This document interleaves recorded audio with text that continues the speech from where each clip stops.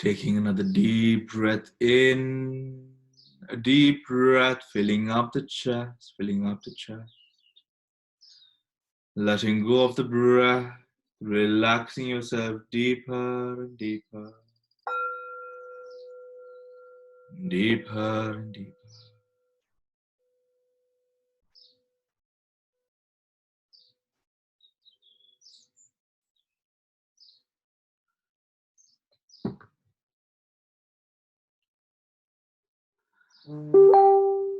Gently, gently.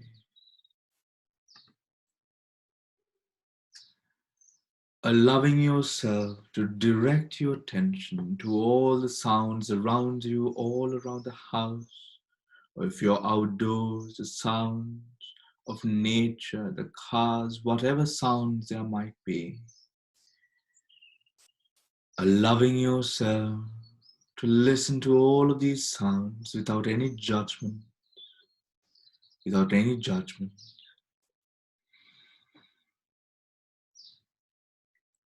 And as you do, with every sound that you hear, allowing yourself to go deeper into yourself, deeper into yourself.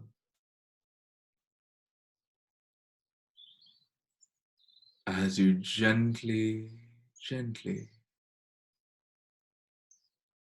allow the mind to completely give in to the practice. Surrendering your entire existence for this moment to this practice that you are about to tread on.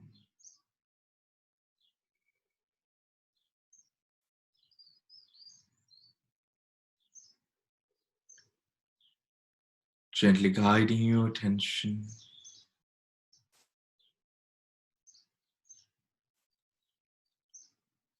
from the sounds to the smell, whatever smells that you smell.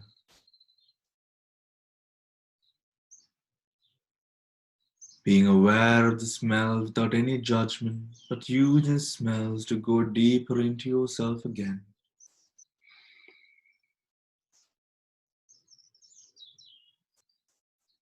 Putting aside any need to question, but allowing yourself, to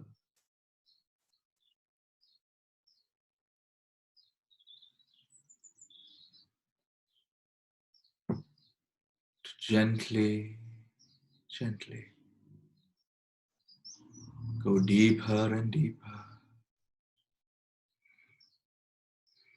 into a state of blissful calm within you. Trusting yourself and empowering yourself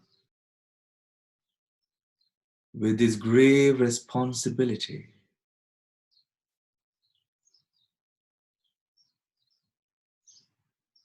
of practice. Allowing yourself to go deeper and deeper, deeper and deeper.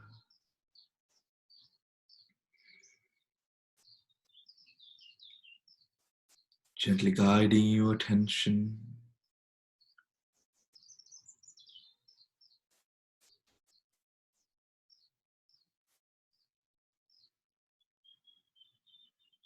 to the middle point of the chest. Guiding your attention to the middle point of the chest.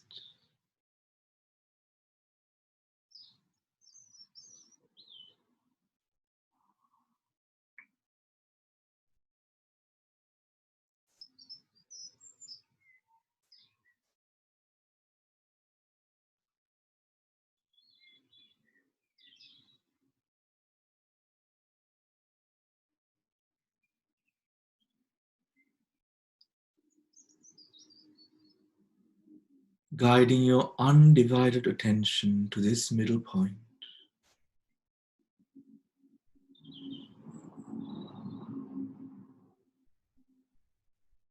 As you focus deeper and deeper into this middle point,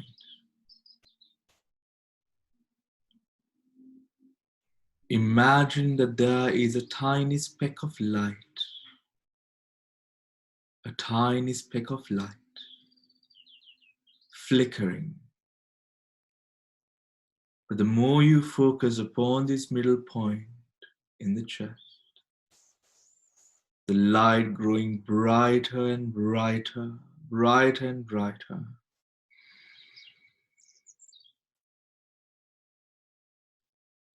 to give a luscious stream of light, a luscious stream of light, beyond comparison to any other light that you've seen, absorbing all the positive energy from all around you,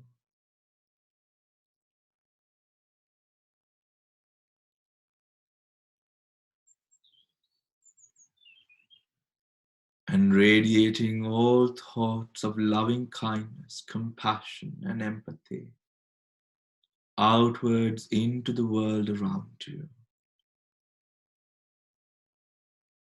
Imagine this light as you focus deeper and deeper, letting go of everything else, everything else. The more you focus upon this light, this middle point, the light growing brighter and brighter, a radiant golden stream of light, growing to as bright as the sun and radiating without any bias or prejudice, just like the sun, just like the sun.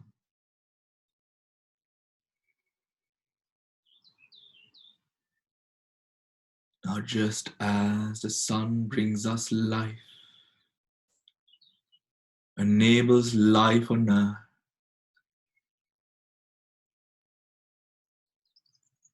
allows the flowers to bloom, the trees to grow,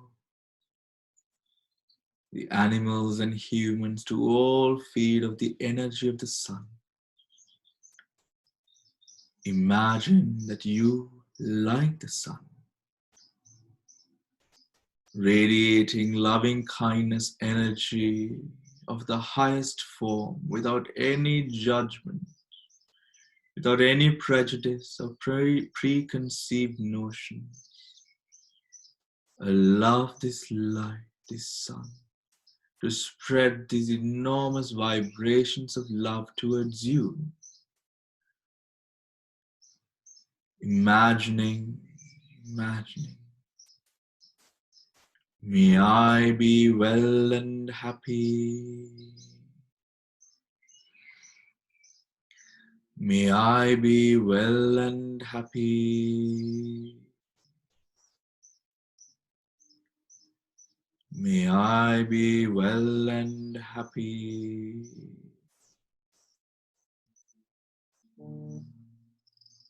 May I be free of any form of negativity, any form of negativity, any form of negativity.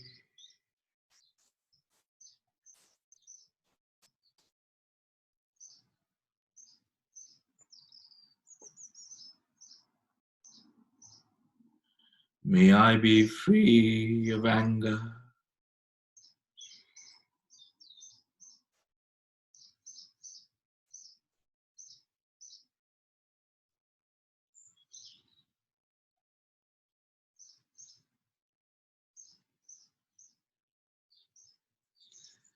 Any sort of resentment.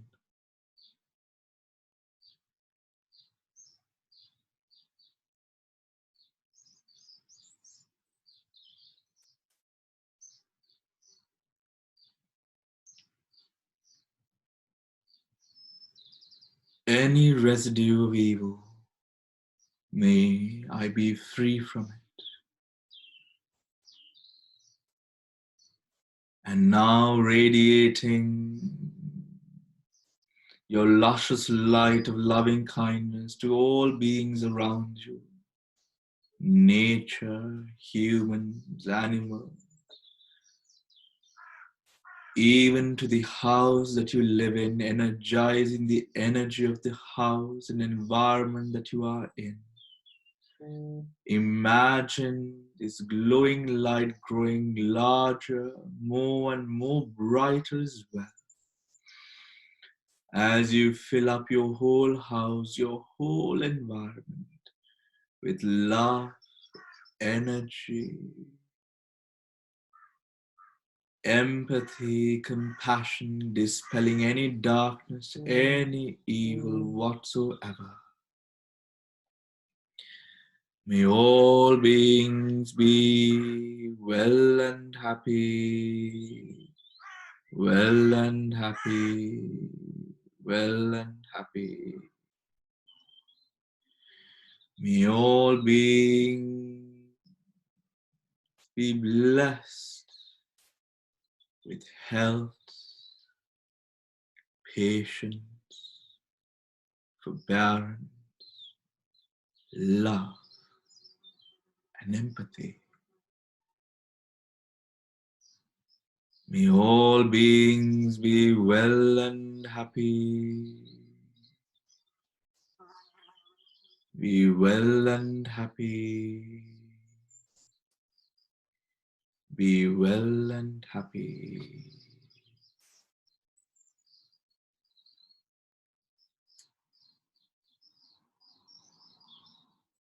Be well and happy. Be well and happy.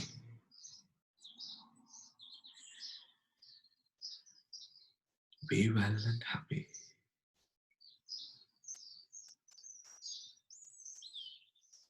All conditioned natures are impermanent. All conditioned natures are impermanent. Anger is impermanent. Lust is impermanent.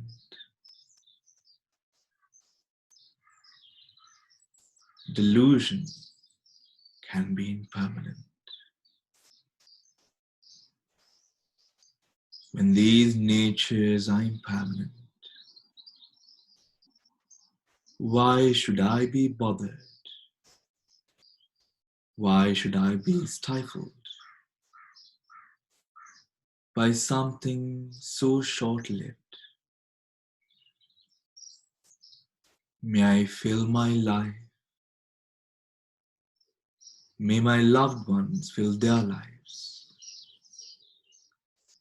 May those who wish me harm fill their lives. May my family and friends fill their lives with everything good in this world, surpassing the petty tendencies of anger, ill will, hatred, lust, delusion. May their lives be blessed by an overwhelming amount of love each and every day. If they are ill, may by the blessings of my good thoughts and vibrations bring them all good health and well-being in body and in mind. May all beings be well and happy, well and happy, well and happy,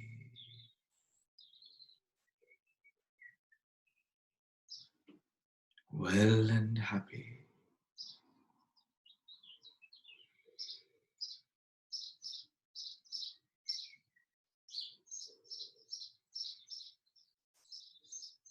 The sun is strong, the sun is powerful. The sun has no need to fear anything. In fact, it does not fear. Just so, imagine that you are like the sun,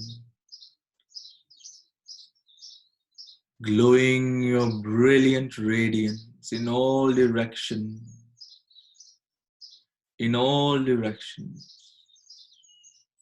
surpassing even the earth,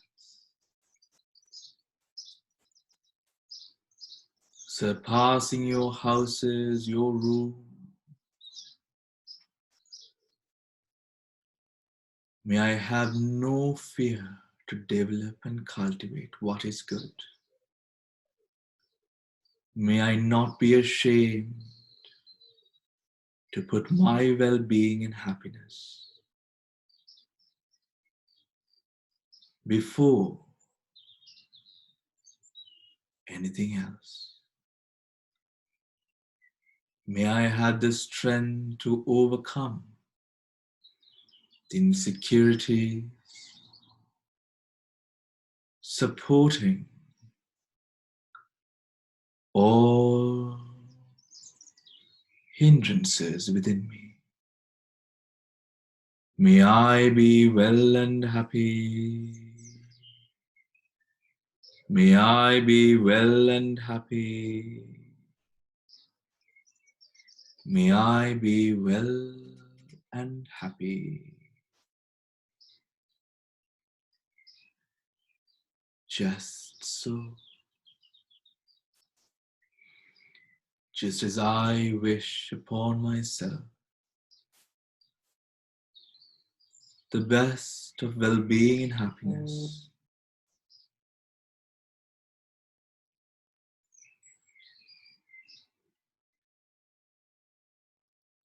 Best of well-being and happiness.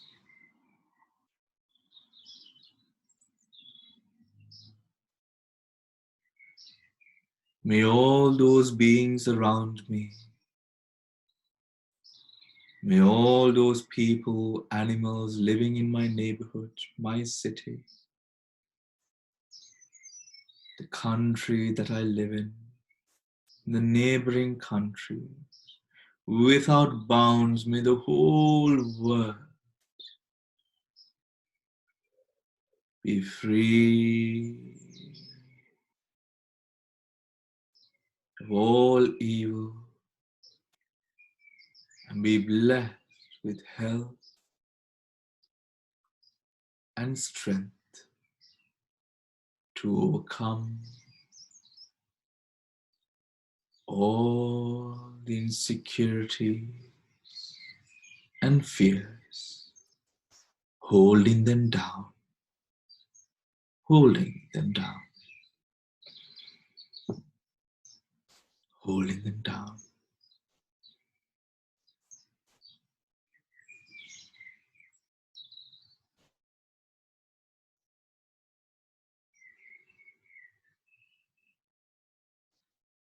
Gently guiding your attention to the breath.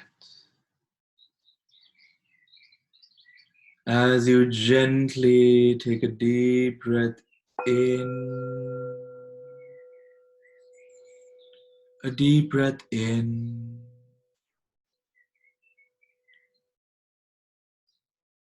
breathing in, and as you do,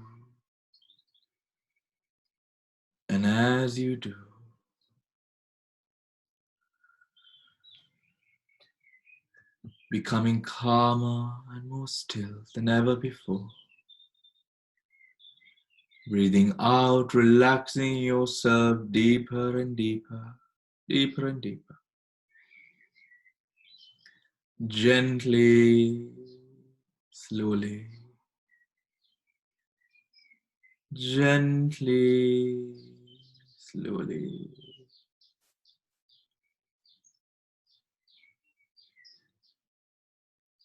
Taking another deep breath in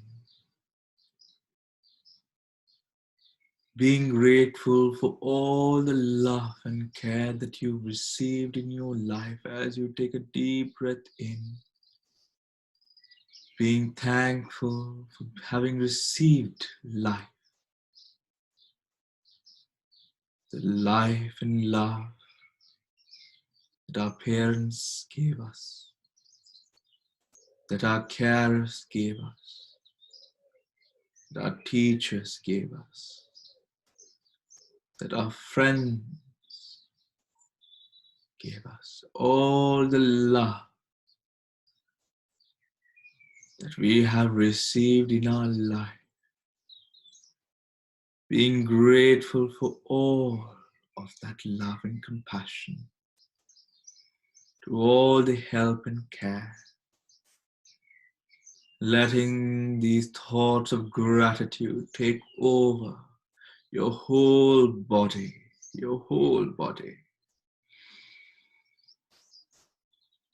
and reminiscing how that love that you received made things so much more bearable for you, made you stronger, made you confident, gave you the strength that you have.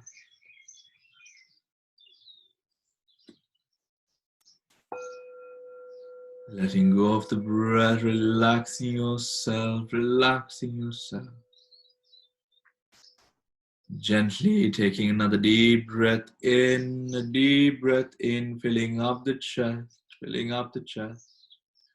As much as you can, holding the breath in for a moment.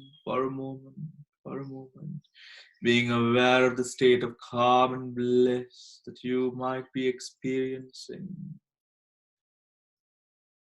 The beautiful gratefulness, the beautiful love that you are experiencing in the moment. Allowing it to spread into the whole body, deep into the bones, the bone marrow, all the nerves, the arteries, the blood. Letting it energize you in ways that you did not know possible. As you gently guide your attention to the sounds around you, using these sounds to ground yourself, being aware of the environment that you are in.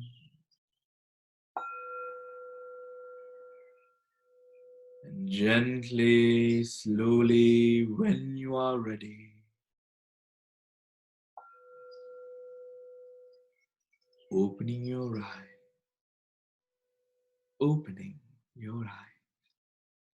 and welcoming yourself gracefully into the present moment, taking a moment for yourself to just be aware of the beauty of the world, the things the world has to offer us towards our growth, towards peace, love and calm. And how blissful it is when we are woke to these beauties,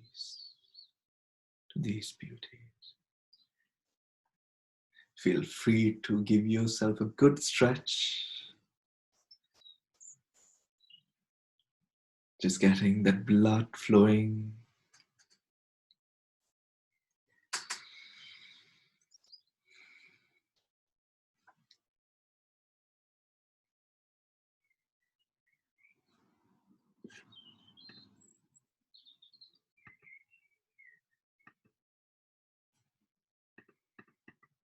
Good.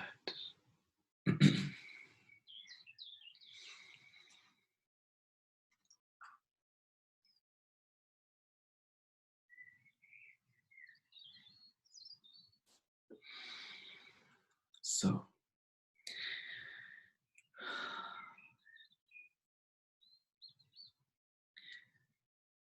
it is a beautiful day today. It's absolutely stunning as yesterday has been and the day before. And I hope that all of you are enjoying this weather, going outside and just taking all of this in. And in the teachings of the Buddha, if I may just share a brief reflection that you could use to support yourself in your practice. In the teachings of the Buddha we know speaks of the Four Noble Truths.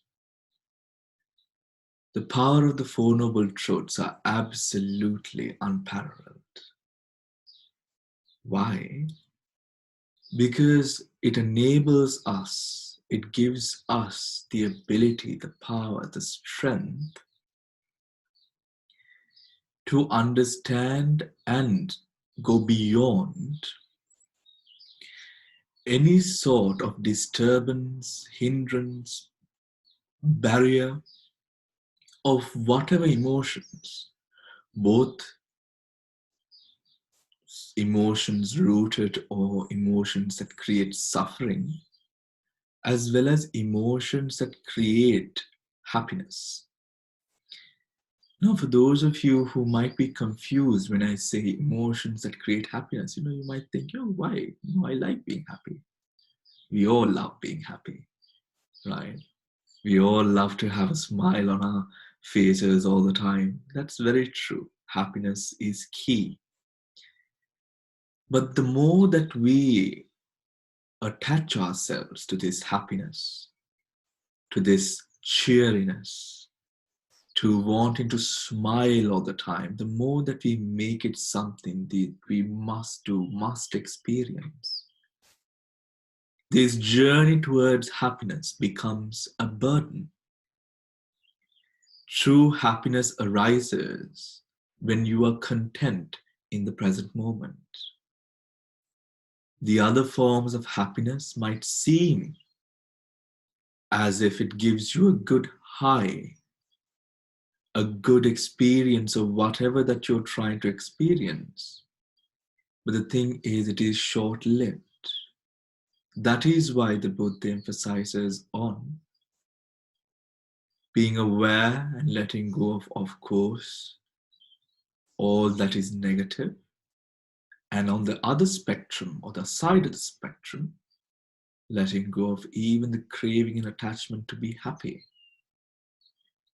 And that pure contentment that arises through that practice gives all of us the strength to really just be happy.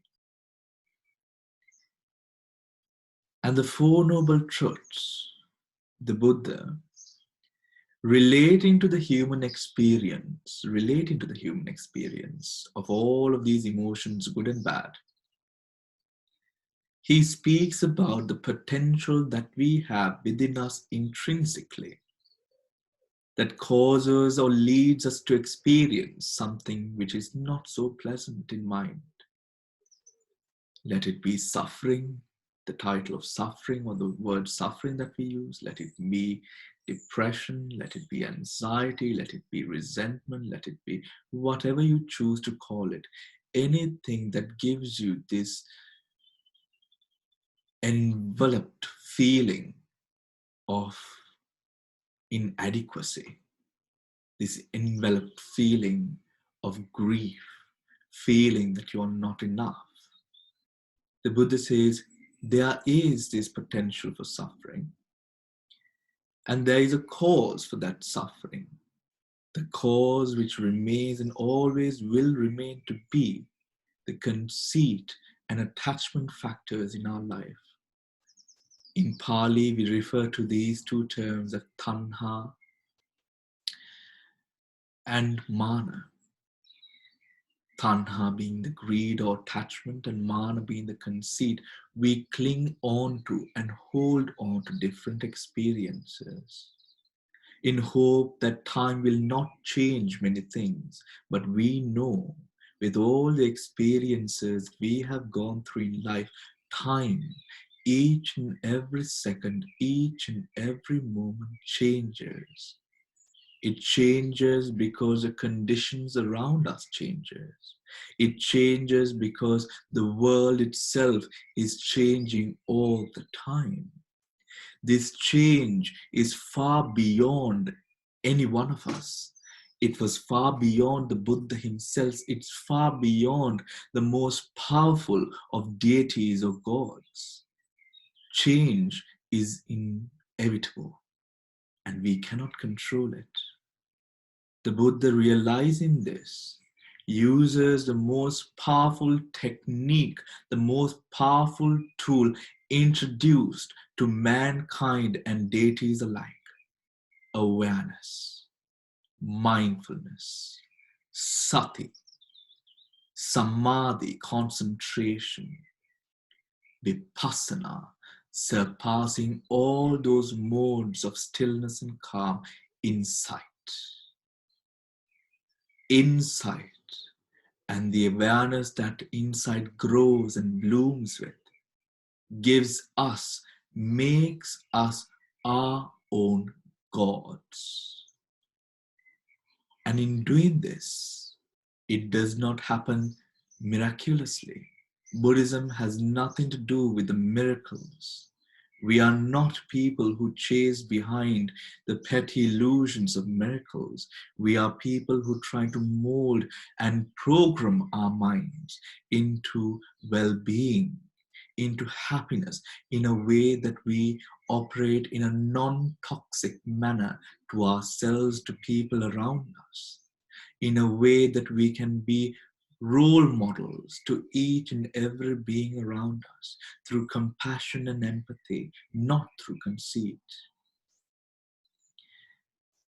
In using this tool of vipassana, insight, awareness, what the Buddha says is, because all conditioned phenomena is impermanent, understanding this, one would also understand that the notions and perceptions that one has towards all of these perceptions, all of the world that you have, are also impermanent and they too change, meaning that there is no self. Because there is no self, when one realizes that there is no self, the mind, which acts as a bucket to collect all the dirt and garbage of the world, now we are able to make it a bottomless bucket that you can just, which never fills up, which never gets stressed out in times of great difficulty. But what happens? You train yourself, you have awareness, insight, the Dhamma, to understand what? To understand that you can deal with it. Anything that does not kill you teaches you, makes you stronger. The hottest of fire makes the greatest of steel. Likewise, what you experience in the world, if you're building it up, know that it is not the stress of that occurrence. It is because your mind is holding on to what is happening.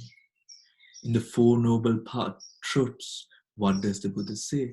There is the cessation of suffering, the path leading to the cessation of suffering.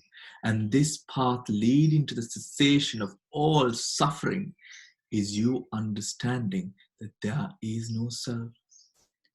You might tell yourself, oh, Bhante, he does 30 minutes of meditation and then he's going to do 1 hour of meditation. I'm not a person who can meditate for an hour. Now that is the only thing that is going to keep you from sitting down for an hour and surrendering yourself for an hour. When you tell yourself, when you give yourself the energy and ownness to say, I can do it. I just have to sit and be aware and do not go on to add another story to what is you think, what is reality. It becomes easier.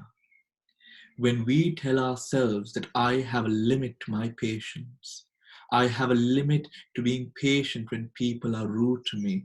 I have a limit of being patient to when people do not respect me. Now that is the barrier and the fetter that you set for yourself.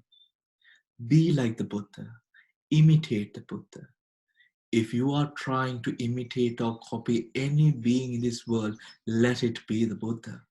Because that is the only figure that you can imitate and come out shining with a beautiful smile across your face. Because imitating the Buddha will not bring you any harm, because the Buddha does not do harm. The Buddha's doctrine does not bring harm at all. What it brings is calm, serenity, bliss, and love for yourself, as well as love and gratitude to all the people in your life and all the luxuries that we have in your lives.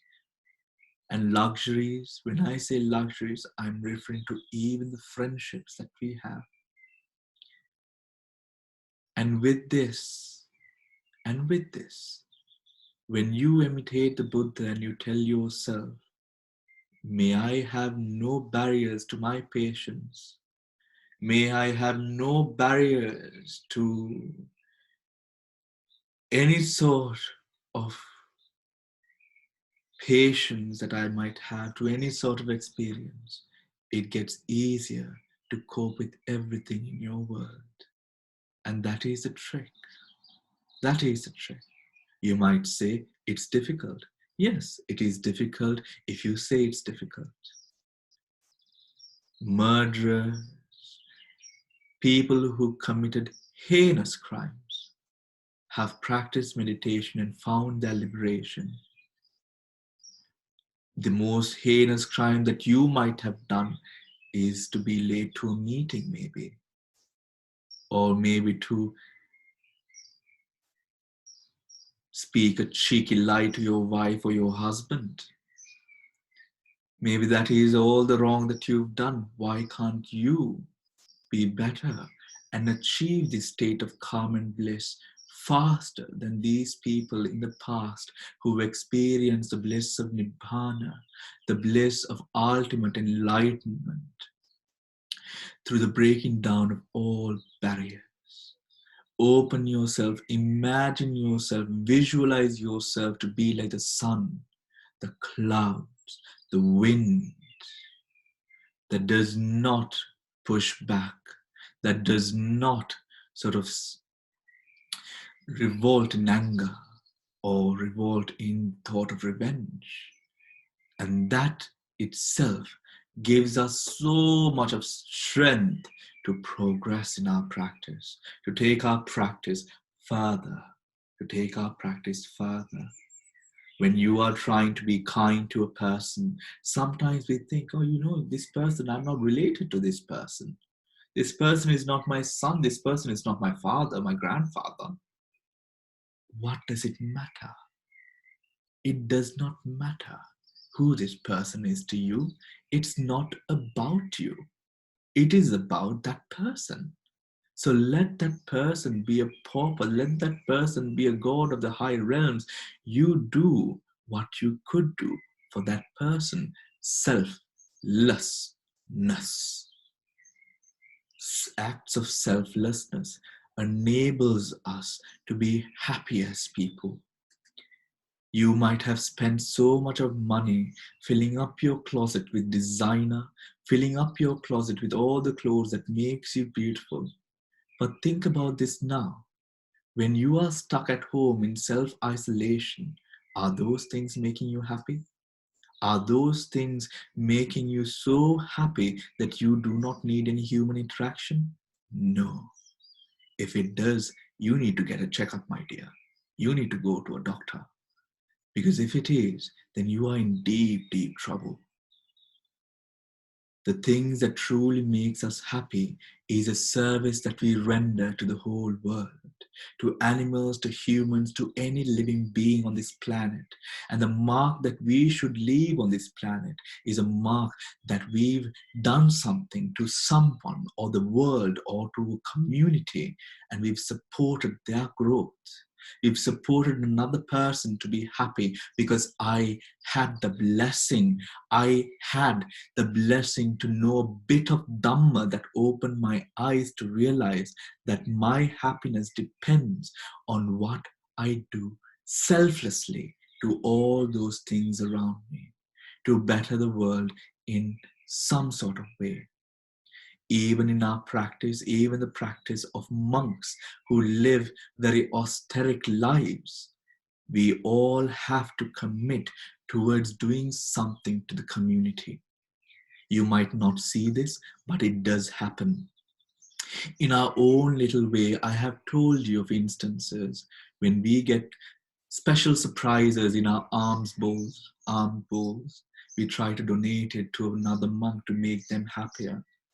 These are the little ways that we contribute to the happiness of another person, because we live in a very sort of small, we do not do much when we are in retreat. We do not go out into the world, but you associate so many people. You work, you have the power to affect so many people in that way when we live outside in the world. And doing your part to make another person feel loved and cared for is the true practice of Buddhism. Is a true practice of Buddhism. Always remember, if you disagree with me, always remember, it is not meditation that makes us enlightened. Meditation, of course, plays a very important role, but it is not meditation that enlightens us. It is wisdom that enlightens us. And that wisdom, for one to develop that wisdom, one needs to help others. If all of you have the privilege of listening, tuning in, and then doing these meditations from home, this is a result of good karma that you've done in the past.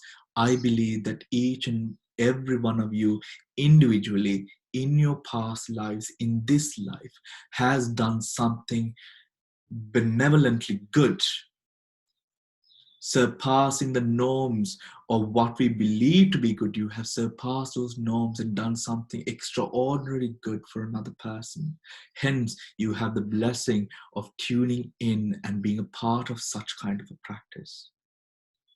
Like that, like this makes you happy. All the other things that we do selflessly would make you even more happier. If I may repeat the words of the Dalai Lama, we are as happy as what we do for others. We are as happy as what we do for others. And in this world, living in complete self-isolation does not bring us happiness. But when it does come to your ability to being with yourself, yes. But if you're segregating yourself and giving or thinking that you just are going to focus on your meditation, darling, that is not the path of the Buddha. That is not the path of the practice. You're not going to get anywhere. Yes, you might experience a few lights. You might go into a deep state, but you are not going to be enlightened. You need to kick this selfishness out of your mind. And that is the way that you go through the process of getting rid of this Atma, self, and ignorance, avidya, and the potential within you to always cling and attract, to let go. That is how we are going to do it. So make sure, even as you're going through this practice, that you make time for another person, to help someone out, to make another person's life a little bit more happier. And that is going to support your practice so much, so much. If you're able to forgive an enemy that you considered, a person that you considered your enemy for a long time because they've really hurt you, and in your heart you find the energy, the strength to forgive a person, that will help you escalate your practice in such a powerful way.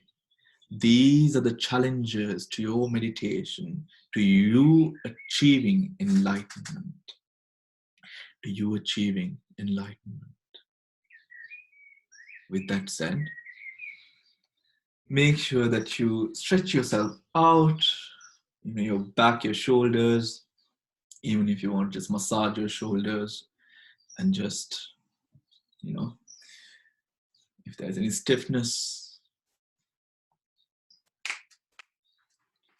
move your legs a bit and your hands around. Very important. Very important. Right? And then coming back into a posture where you can now meditate. Yeah. And then I will open the floor up for any questions that you might have after the meditation. But don't think about the questions during your meditation. Let go, let go. All right, take a deep breath in.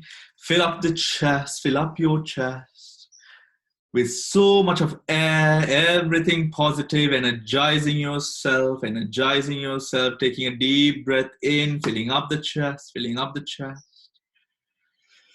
Hold the breath in for a moment, as you gently let go of the breath through your mouth, very gently, very gently, very gently. Taking another deep breath in through the nostrils, breathing in all the way into your gut. Imagine that you're breathing in all the way into your gut.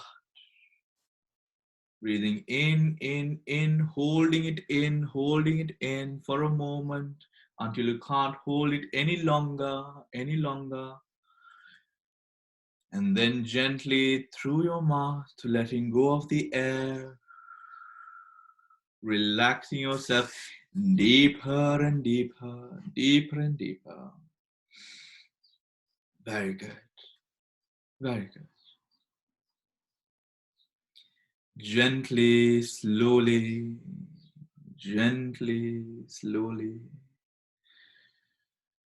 taking another deep breath in, a calm breath this time, a calm breath, but breathing in into the whole body.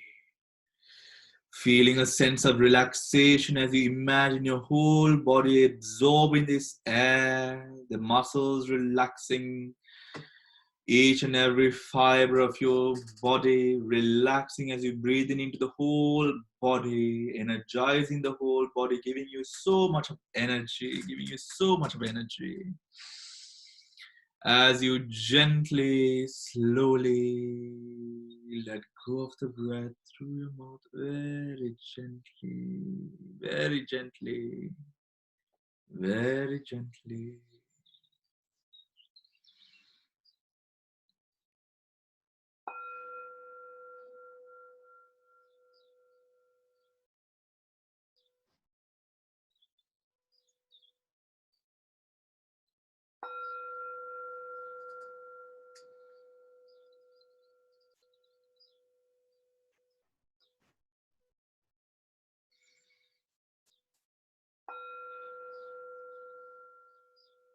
Going into a state of calm and bliss,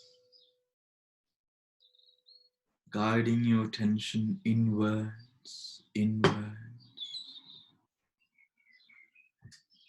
as you gently, slowly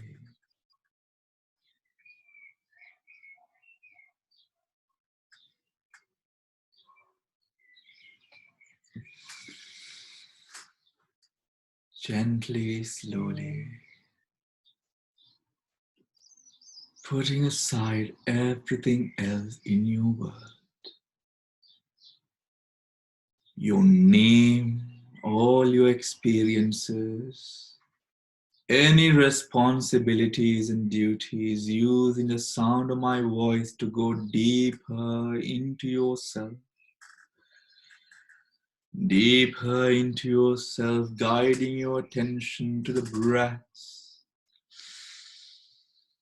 Imagine that there are only two entities in this whole universe, only two. The mind that observes and the breath. Imagine that there are only two entities. the mind that observes and the breath, and everything else irrelevant, irrelevant, irrelevant. Just for this moment, allow yourself to go deeper and deeper into observing the breath without any attachment. If it happens, it happens. If it doesn't, I don't mind. No attachment, but pure, beautiful observation.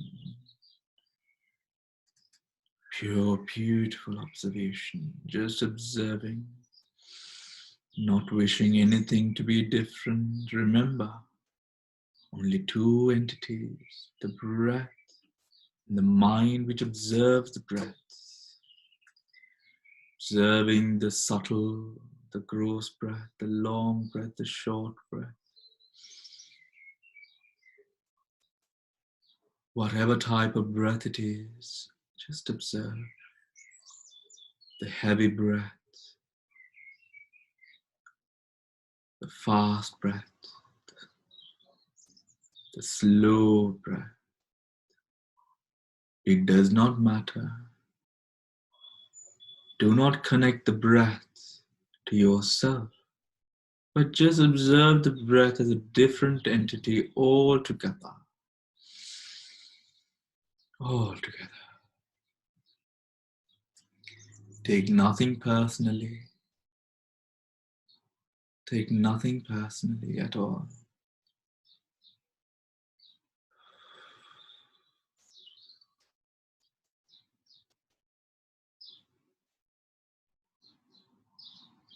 The sounds around you, helping you to go deeper into this observation, into being aware.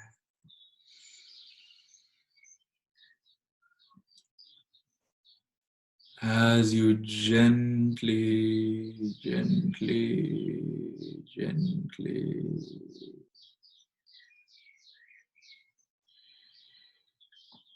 allow yourself to experience a profound sense of deep, deep tranquility arising from the breath, arising from the breath. As you become free of any form of attachment towards the breath or any other phenomena, gently, gently, gently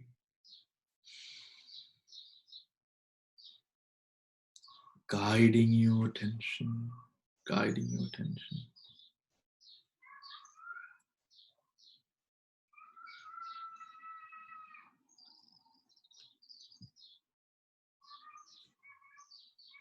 from the breath all the way up to the topmost part of the head, observing all the sensations all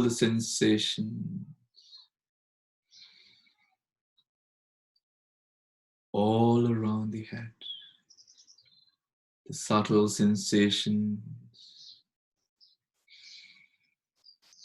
the gross sensations, without any attachment whatsoever.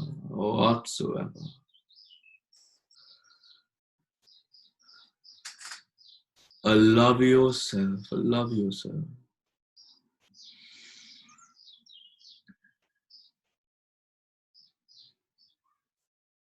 to go deeper into these sensations, whatever these sensations might be. Remember that there is no perfect sensation. Remember that there are a million, billion sensations beyond our ability to count in numerics. There are so many sensations, so do not bother clinging on to one. There's always another arising. So without any attachment, Just observe these sensations that arise all around the head, all around the head,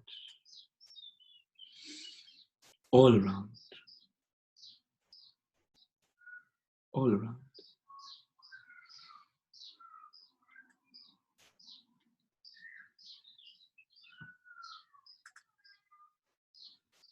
Gently, slowly,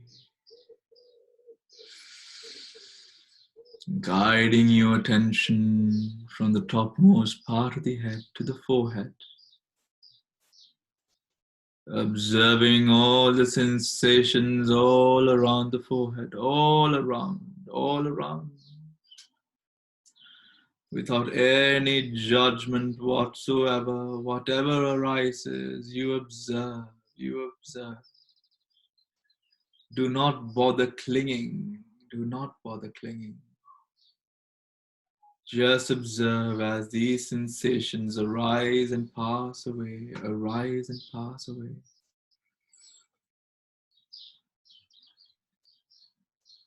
Arise and pass away.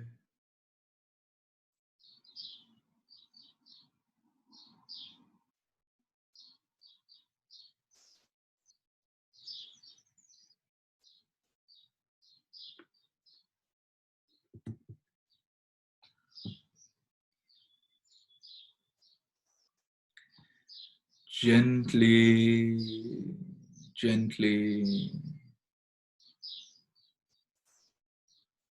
gently. If you think you are not attached, challenge yourself deeper to go deeper into non-attachment itself. Going into non-attachment itself. Seeing a clear separation between the observer, the observing mind, and the sensation. And the sensation. Observing if you're taking anything personally. Observe how when you do this, the whole body disappears. The sensations around the body that you might be feeling disappears almost instantly, suddenly. And all you are left with is the observing mind and the sensation that you are observing. And nothing else. And nothing else. Gently, gently, very gently. There is no hurry. Surrender, surrender.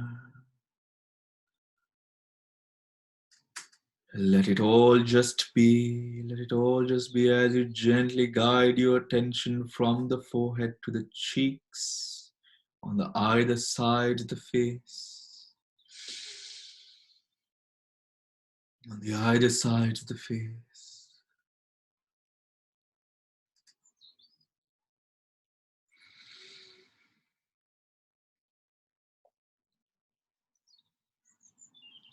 Allow yourself, allow yourself to now observe the sensations all around the cheeks, all around, all around.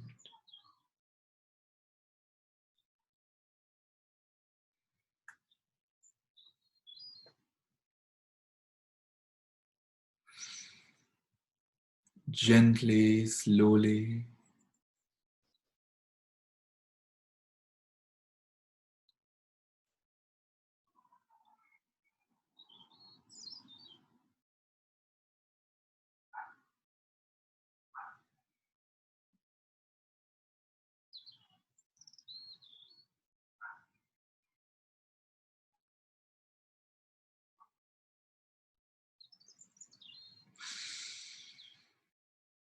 Guiding your attention from the cheeks to the nose, observing the sensations all around the nose, all around, going deeper and deeper. If you imagine or think that there are no sensations, let me give you a small trick. Let go a little bit more, and then you will observe the sensations even more deeply. In fact, you will have so many sensations to observe. Just let go. Let go of attachment.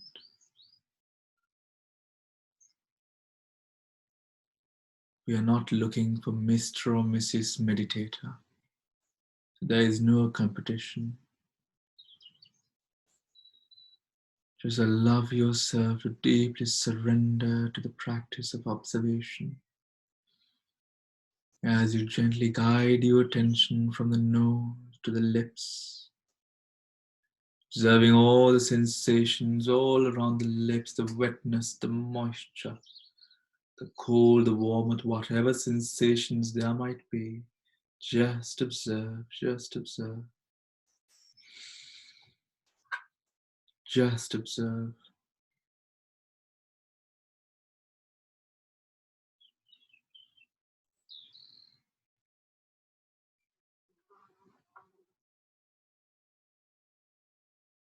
Just observe.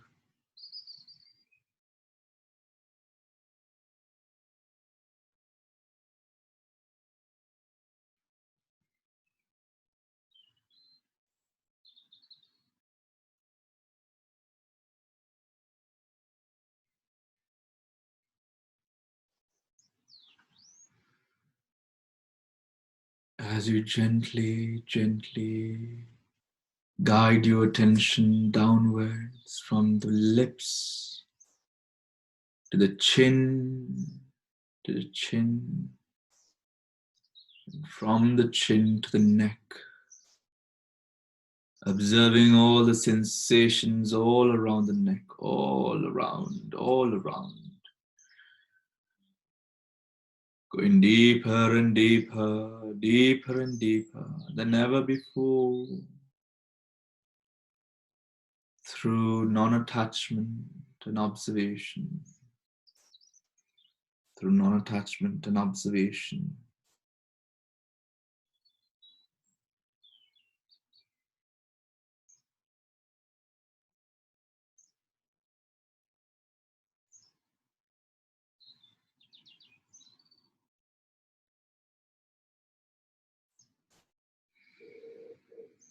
Allowing yourself to truly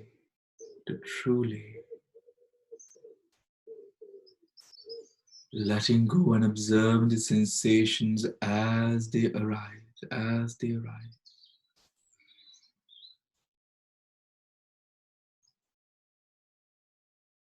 The multitude of different sensations arising and passing away, arising and passing away. All around the neck, all around, all around.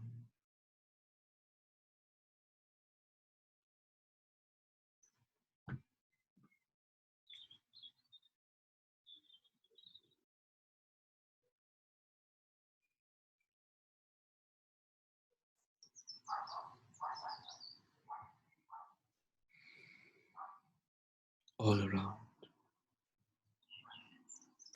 As you gently, slowly, very gently guide your attention from the neck to the shoulders.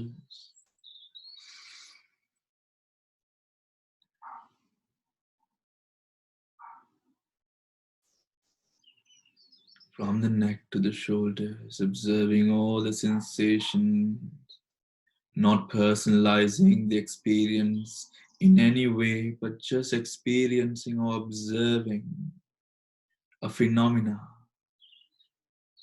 phenomena of sensations all around the shoulders, all around the shoulders, all around,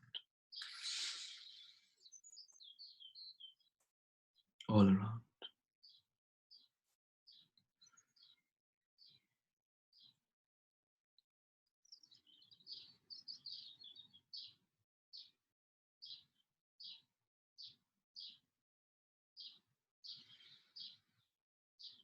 all around.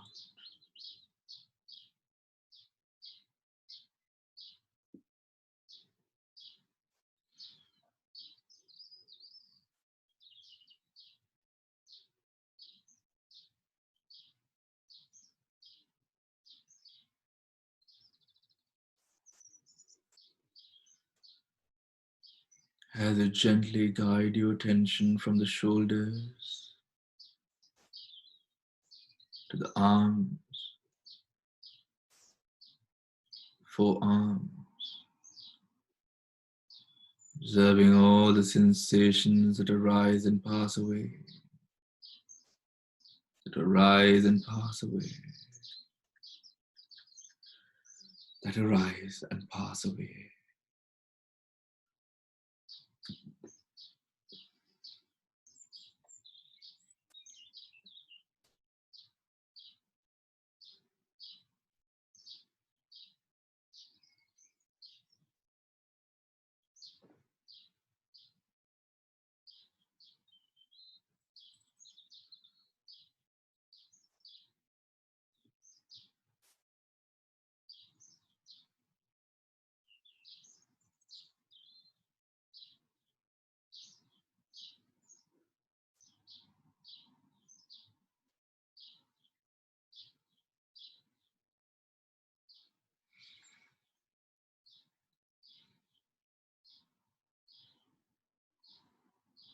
Allow yourself all the patience in the world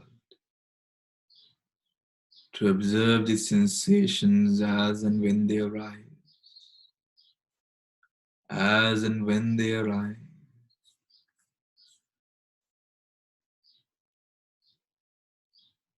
without any judgment or bias, not wishing anything to be different.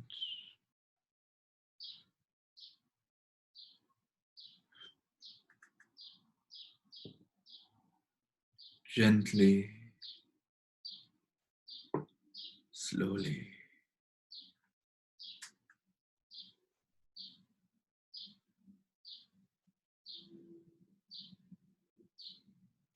guiding your attention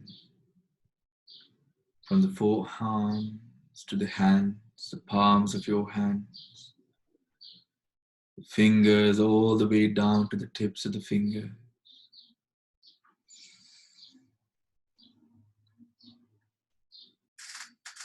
As you observe deeper and deeper, deeper and deeper, all that arises and passes away, the various sensations manifested in different ways, but having no judgment or care as to how it's manifested, but observing the body of that sensation as it arises, as it keeps on and when it passes away. Then doing it again and again and again in this awe-inspiring experience of different sensations, going deeper, penetrating the gross into the subtle, penetrating the gross into the subtle. As you gently, gently guide your attention from the tips of the fingers, very gently,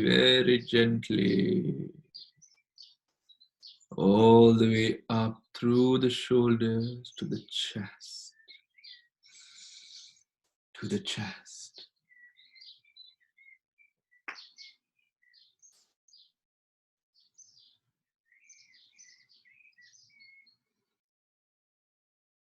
To the chest,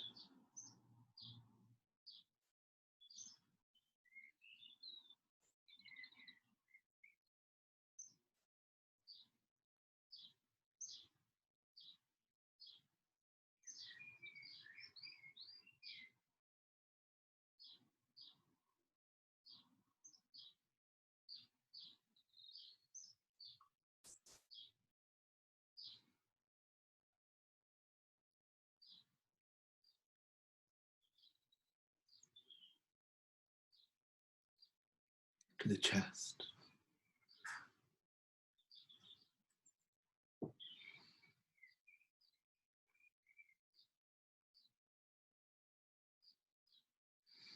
As you become aware, observe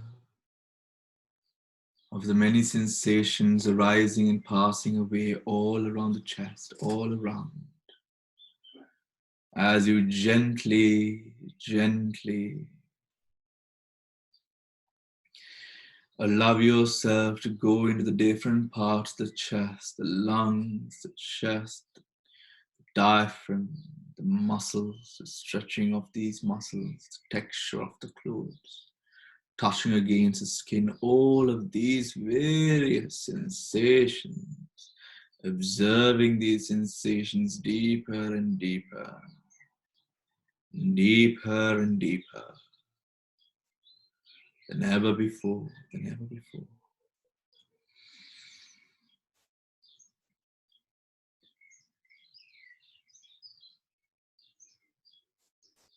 Than ever before.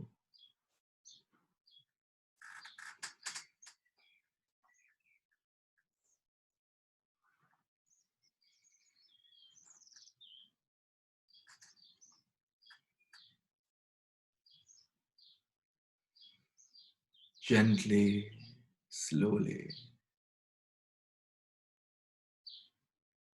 guiding your attention downwards from the chest to the abdomen,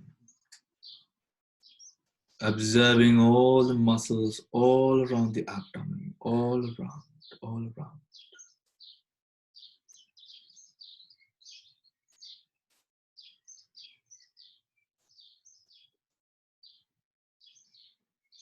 All around,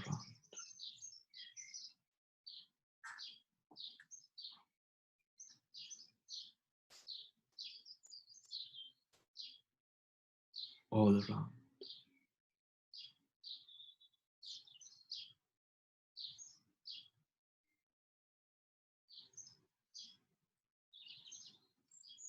As you gently, gently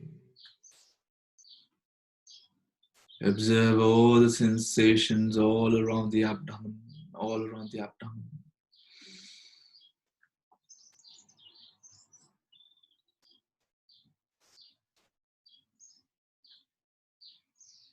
Allowing yourself to go deeper into the deeper sensations, the more finer, subtle sensations.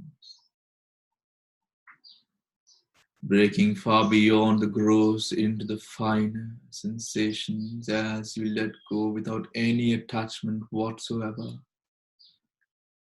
Allow yourself to observe deeper and deeper, deeper and deeper. All that is arising and passing away as sensations.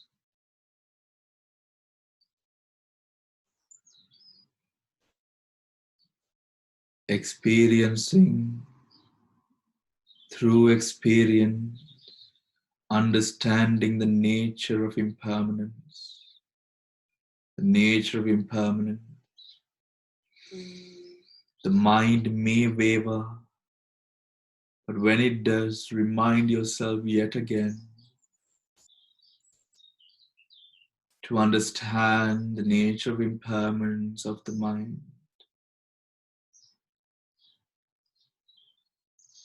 And heed not to the callings of the mind, but to the object.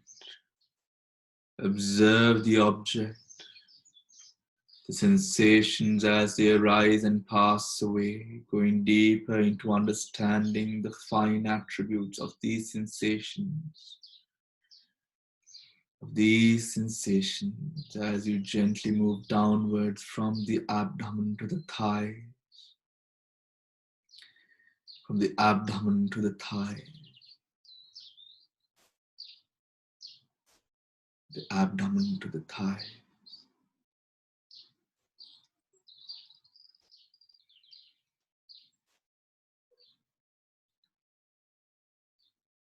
Observing all the sensations all around the thighs, all around, all around, all around.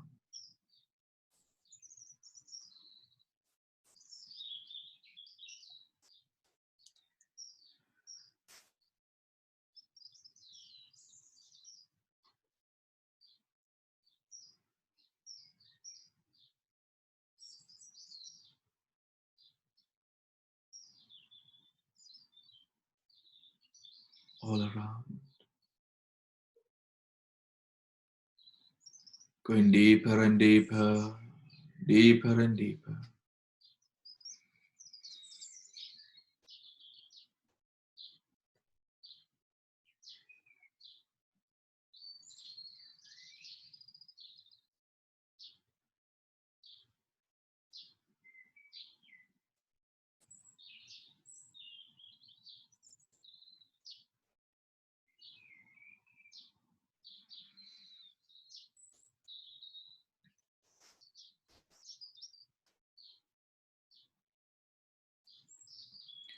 As you gently guide your attention from the thighs to the legs, thighs to the legs, observing all the sensations yet again, observing these sensations as they arise and pass away, the intricate nature that govern them, the nature of impermanence.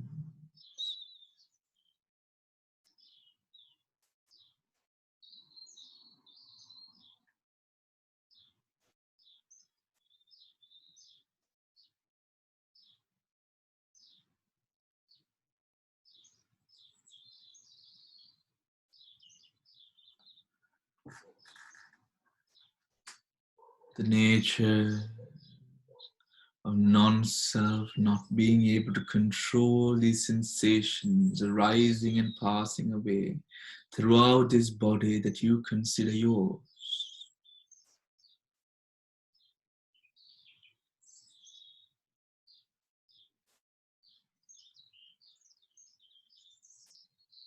As you gently now guide your attention from the legs to the feet,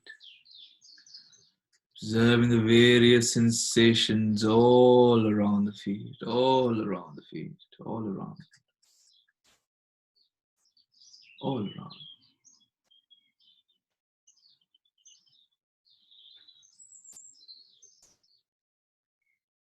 all around.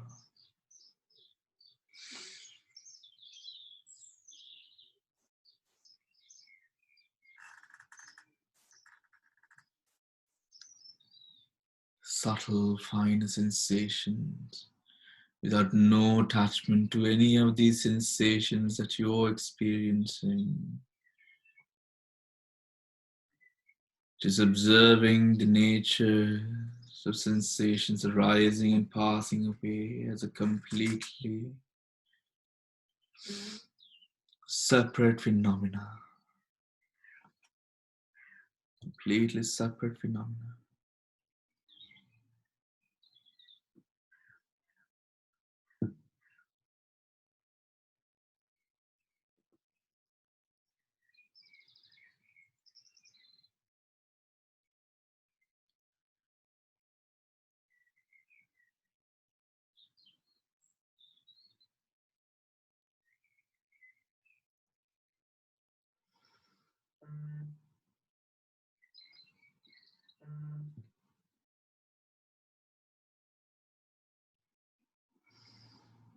Gently, gently, moving all the way down to the tips of the toes, tips of the toes. Observing all the sensations all around the tips of the toes,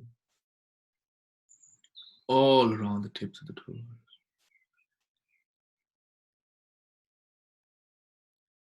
As you gently, slowly,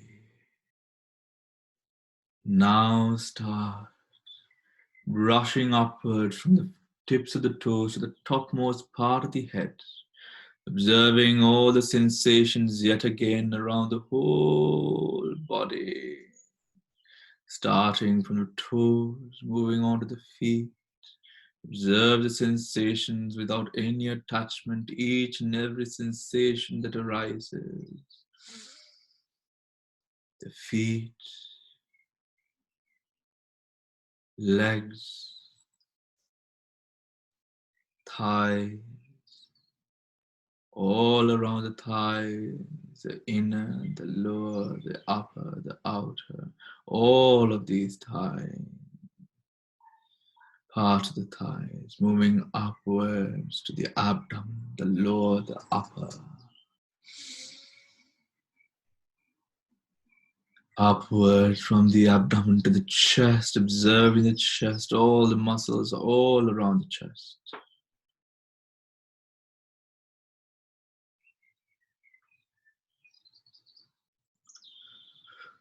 All the muscles all around the chest, moving upwards to the shoulders, the arms, the forearms, the hands, the palms of the hands, the fingers, tips of the fingers. Being very vigilant, being very, very vigilant.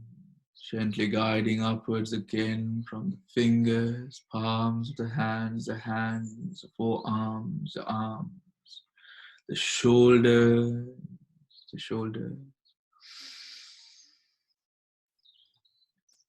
the neck,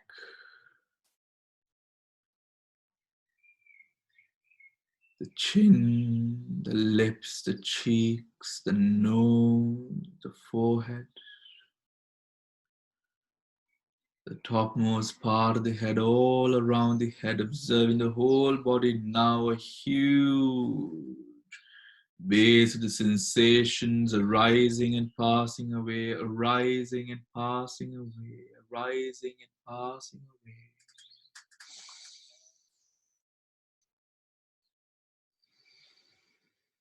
Guiding your attention from the body to the nose, being aware of the breath, being aware of the breath as it gently moves in and out through the nostrils, using the breath to calm each and every part of the body, the mind,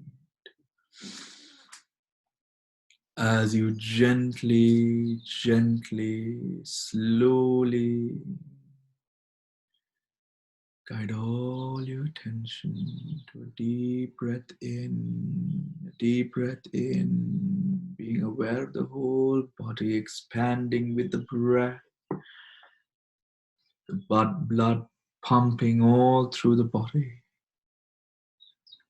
the sensations, vibration, all around his body. Letting go of the breath, relaxing all the muscles, feeling relaxed and energized, full of good spirit. Taking another deep breath in, deep breath. Holding it in, gently guiding it out, relaxing the body even more as you become aware of the sounds around you, the smell, the taste in your mouth. Sensation, the shadow of light behind the eyelid. All of these sensations, gently taking another deep breath in.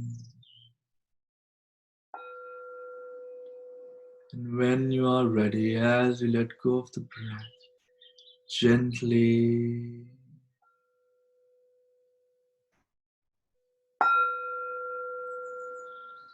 opening your eyes, welcoming yourself into this beautiful day. Having a heightened sense of awareness, observing that you see things more clearly and more distinctively than ever before. Giving yourself a little bit of time to observe all that you have experienced through the session,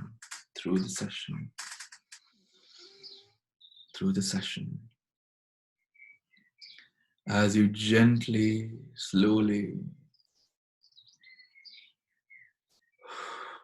relax yourself,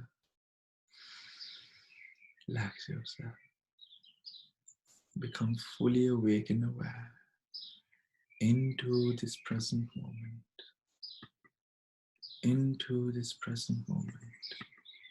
here and now.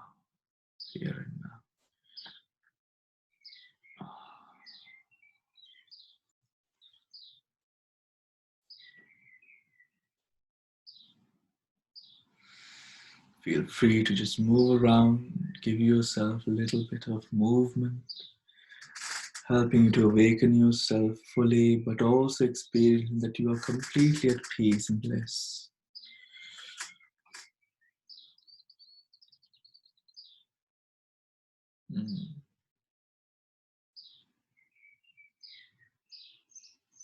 All right.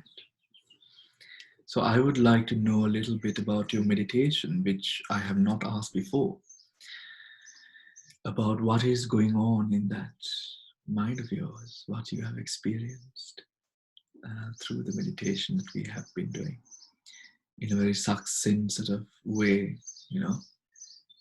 What I am after is not really, you know, of course, when you let go, when you're calm, you're blessed, you know, it's always peaceful. Letting go is always peaceful in the right way.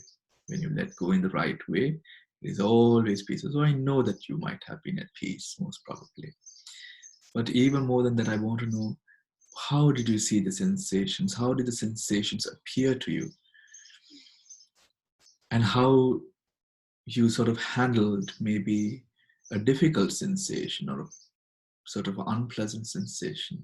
How you handled a pleasant sensation? Did you find yourself becoming attached to it? Did you find yourself trying to sort of push it away, or were you completely at ease and relaxed and you just let the sensations do what it does, and you just being a humble spectator, you were just aware, whatever? I'm interested in knowing what you experienced. So who would like to speak and share?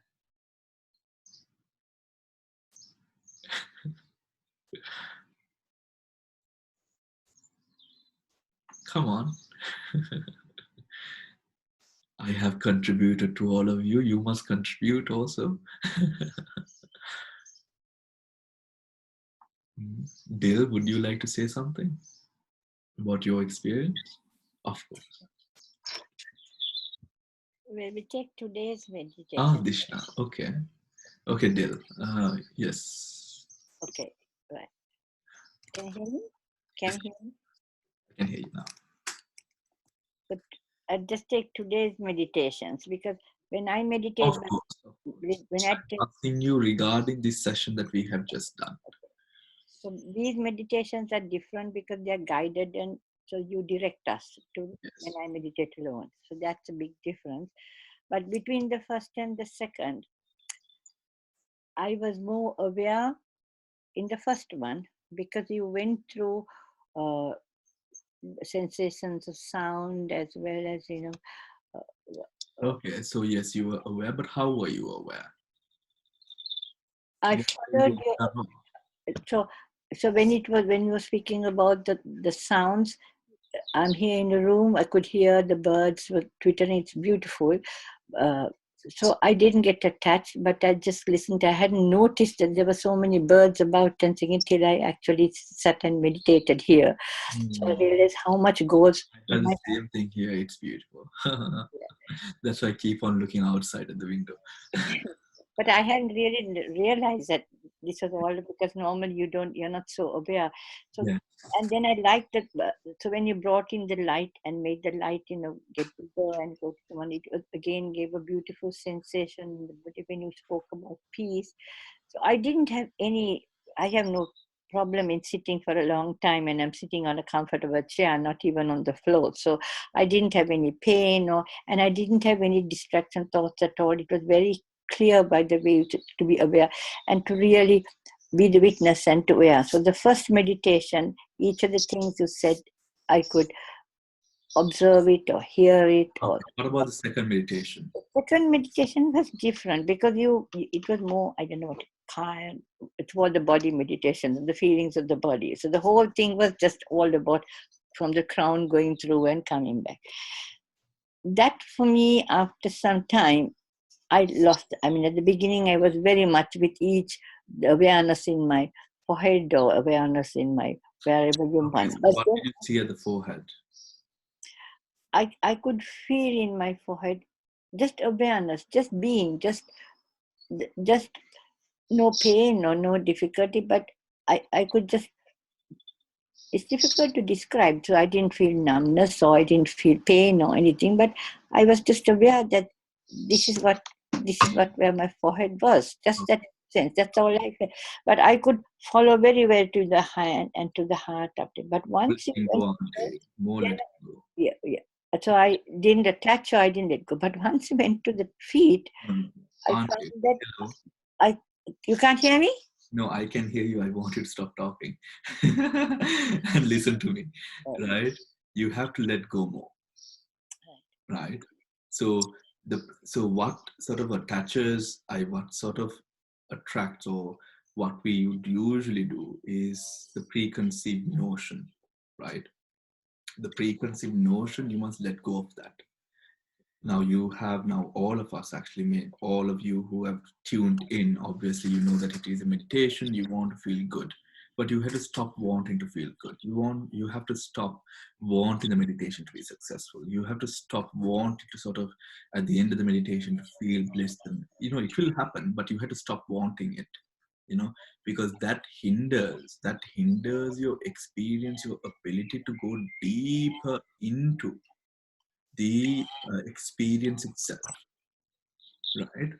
So that is what I would tell you now with regards, because even with the, of course, we have just done it for 2 weeks now, but even with the sensations, when the preconceived notions are there about, okay, this is the way the sensation would feel like, that is not the way that we approach this.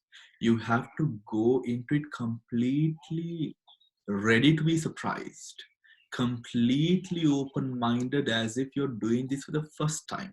That is the most difficult part in Vedananupasana or the sensations meditation. You have to be able to go into it completely ready for anything, in a way that you have never done it before, right? In a way that you might have done this for years and years, but each and every meditation, go into it like you have never done it before, and that will give you the ability to not be hindered by the preconceived notions, right? That is very, very important, right? That is very, very important. And we have to stop chasing. All of us do it. I have done it. And of course, sort of change my ways, but all of us do it. We have to stop chasing good experiences, stop chasing pleasant experiences. Be okay with anything, be okay with absolutely anything, right? That is the trick, right? All right, Auntie. Thank you so much for sharing. We are going to give Dishna. Saran Saranai Bante. Dishna. This is after I think almost 2 years that I practiced Vedanupasana again. Okay. And I noticed that like certain parts of my body, like the hand and the feet, the observation of the sensations were more like in numbers, and Which part of the feet, Dishna? like more the toes, one day. Okay. And like I was more like I was able to distinctly observe those sensations compared to like the neck. It took some more time to observe the sensations, and I kept thinking like I haven't done this for 2 years, and I was aware of that judgment, like okay, that I'm making a judgment like Okay. that. Yeah. And yes, Bante. And I was like I watched the like arising and passing of the sensation rather than trying to mentally or physically react to it. Absolutely. That is very important. And let me just add something, Dishna. Perfect. I think you're on a good course. And now the reason that now our hands, right, the palms Yes, of sir. our hands, the tips of the fingers, there are very, very strong, these are very strong parts where, in terms of energy, right?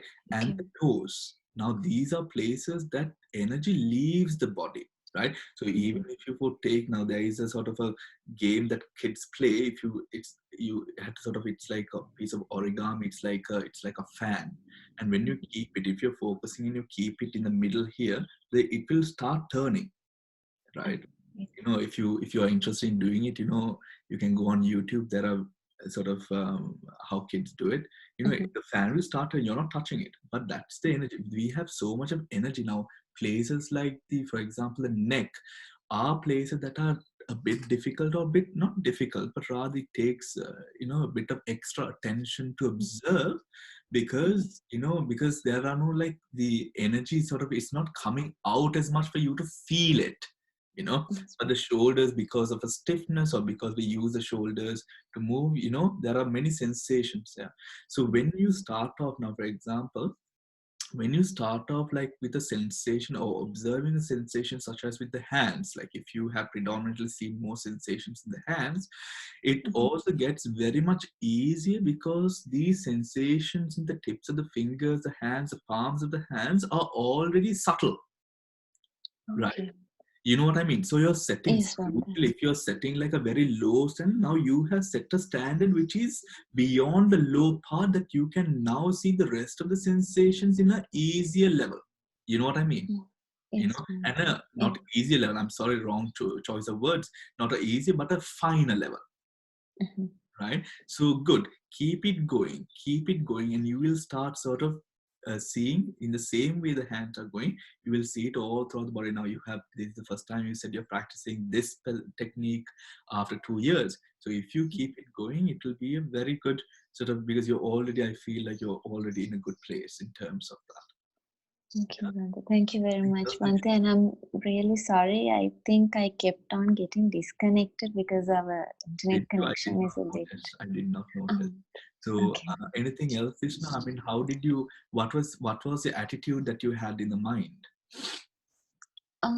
Bhante, like I was conscious enough not to form any judgments because the sensations Correct. are not to label them and like attach to that label. Absolutely. Uh, but like I distinctly noticed that some body parts I had more like it was easier to observe the sensation Mm, than others. absolutely. Absolutely. But yes, we notice that now. But during the meditation, do not recognize with that.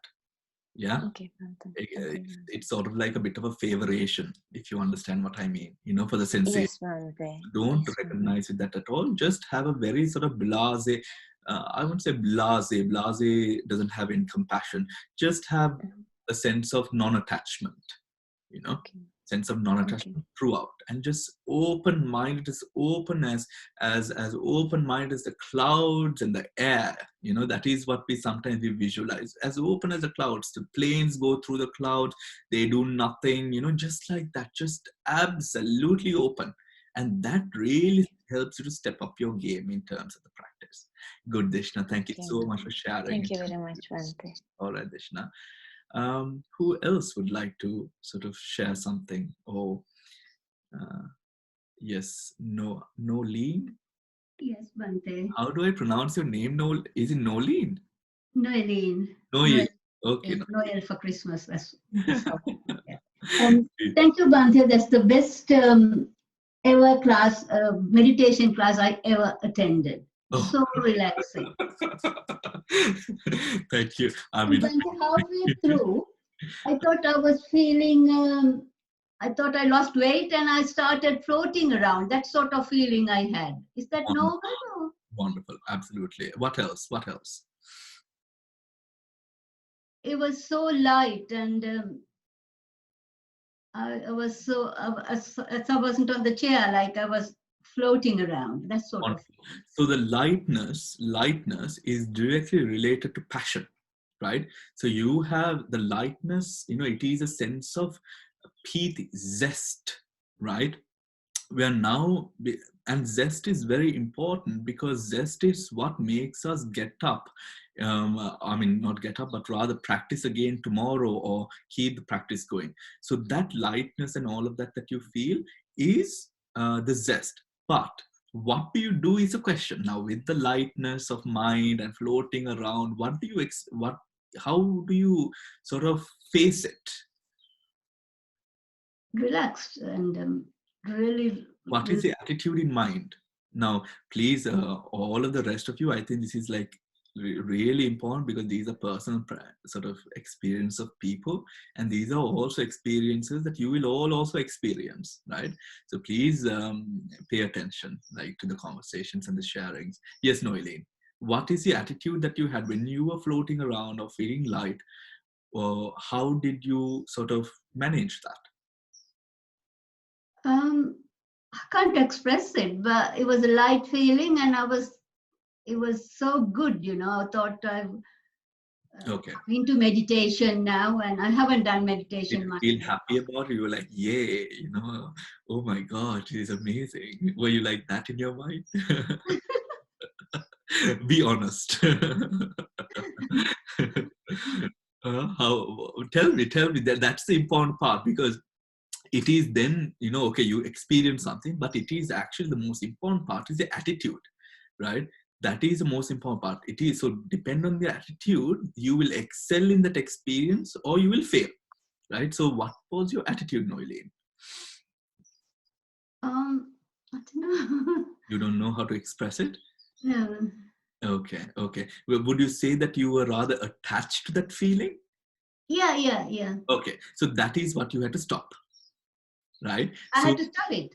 you have to not be like, don't give two hoots about it. It feels good. It feels really good. Sometimes you start crying, your eyes are closed and you're like, hell, what is this? Right?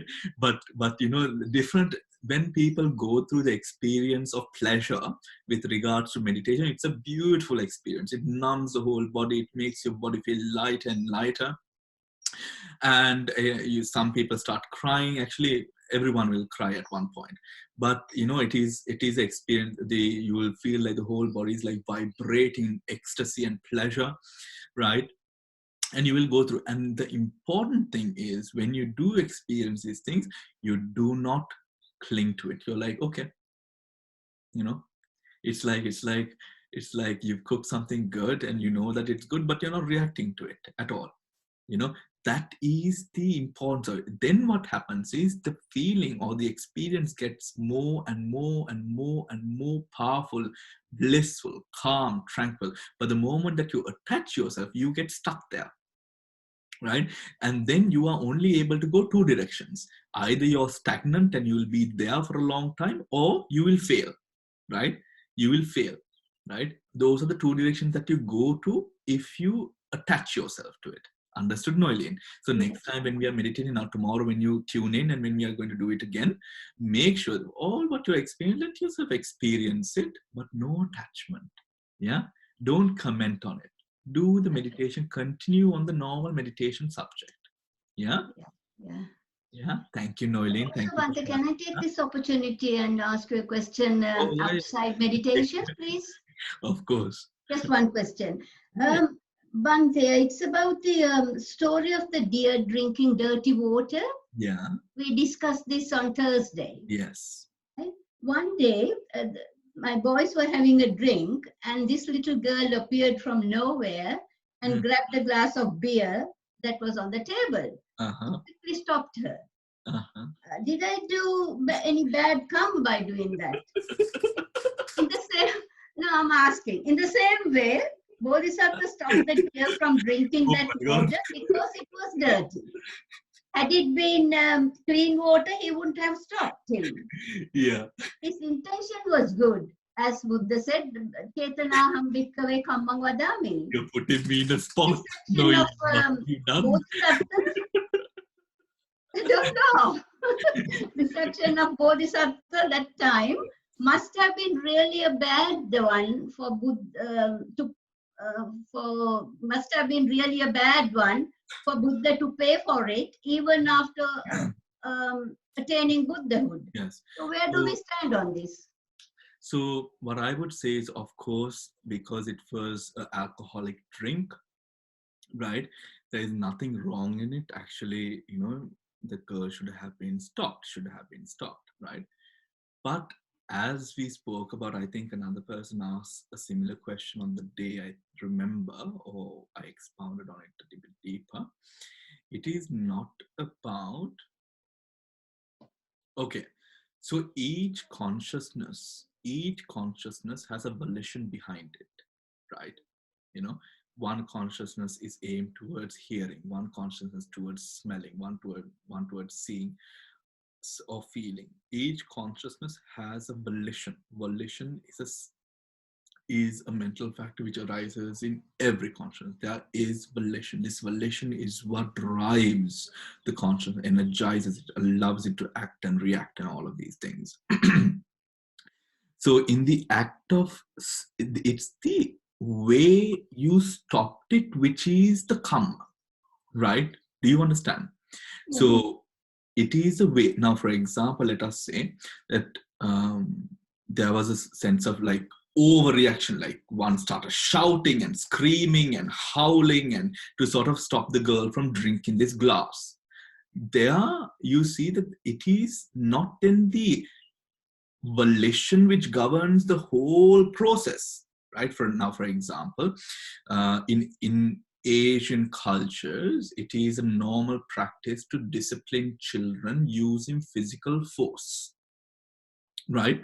Now the volition or chetana governing that whole action is a, for most parents, or for my mother, if I'm talking personally, I'm sure all of your parents who come from Sri Lanka, all of your parents have given you a good shot here and there, right? So the volition that governs that whole action is in general good. But when it comes to sort of picking up something or picking or slapping or that action specifically, when we go deep into it, that action is governed by a unwholesome volition. This is to inflict pain, right? That volition is not good. It is that volition that we have to sort of understand, right? That is the thing, that is the issue that got the Bodhisattva in trouble, right? The volition that he had in the process of chasing the deer away, right? So, do you understand, Noelaine? Yeah. So it is not the because when we go down, because as I mentioned, this is all about, this is not about the act, but the energy that supported the act. And if the energy is good, it's good. If the energy is bad, it's bad. Devoid of the general volition that we would mundanely think about. Right? So it's like, for example, it's like now milk, you take a pot of milk or something, some milk, and so the milk is good, but then one drop of dirt or something falls into the milk, right? And that sort of, it's just one drop, but it boils the whole milk, but it's just one drop, right? It's something very similar to that, where that volition becomes that which gives a bad karma or bad result, right? So that is why the Buddha expounds on the importance of having a stable mind upon kusala throughout and practicing that. So even in our reactions, to practice in a way that we train ourselves to react in a kusala based way, which can be difficult. Yes, it's very difficult sometimes, especially when you're taken by surprise, right? That's where the awareness comes in, right? So that is my explanation to your answer, your question. Yeah. Have I confused you, or I'm sorry? have I confused you in any way? No. I'll understand now. Okay. No. All right. Thank you so much, Noeline, for sharing. Okay.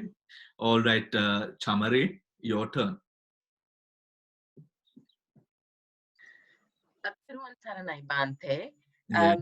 I have something to report back about the second meditation we did today. Please, by all the means. First time I joined the meditation on a Saturday with you. So I remember very specifically feeling the, I think as you explained, the energy leaving the top of my head.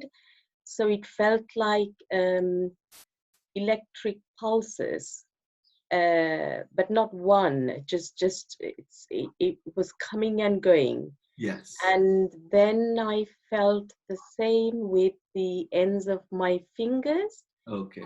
And again, very almost specifically with the ends of my toes as well. Okay. But around the heart area, it was quite hard, apart from the beating of the heart, to feel anything else. And same with the neck. I tried looking for things, couldn't. Then I just decided doesn't have to be positive or negative, just stay. Absolutely. Just follow the guidance. So I just wanted to say, even now I'm feeling the electric pulses, My just gosh. with the fingers and the toes. Wonderful. Chamari, very right, very right. Those electric pulses. Now, the electric pulses come and go. Now they will start manifesting in different ways. Now, as you know, for example, now you might not feel it because you guys have hair. Now, if I am to keep my hand on my bald head, right? My head freshly shaven today, if you can see it. Right? Your head is warm. This is also place that energy leaves the body, right?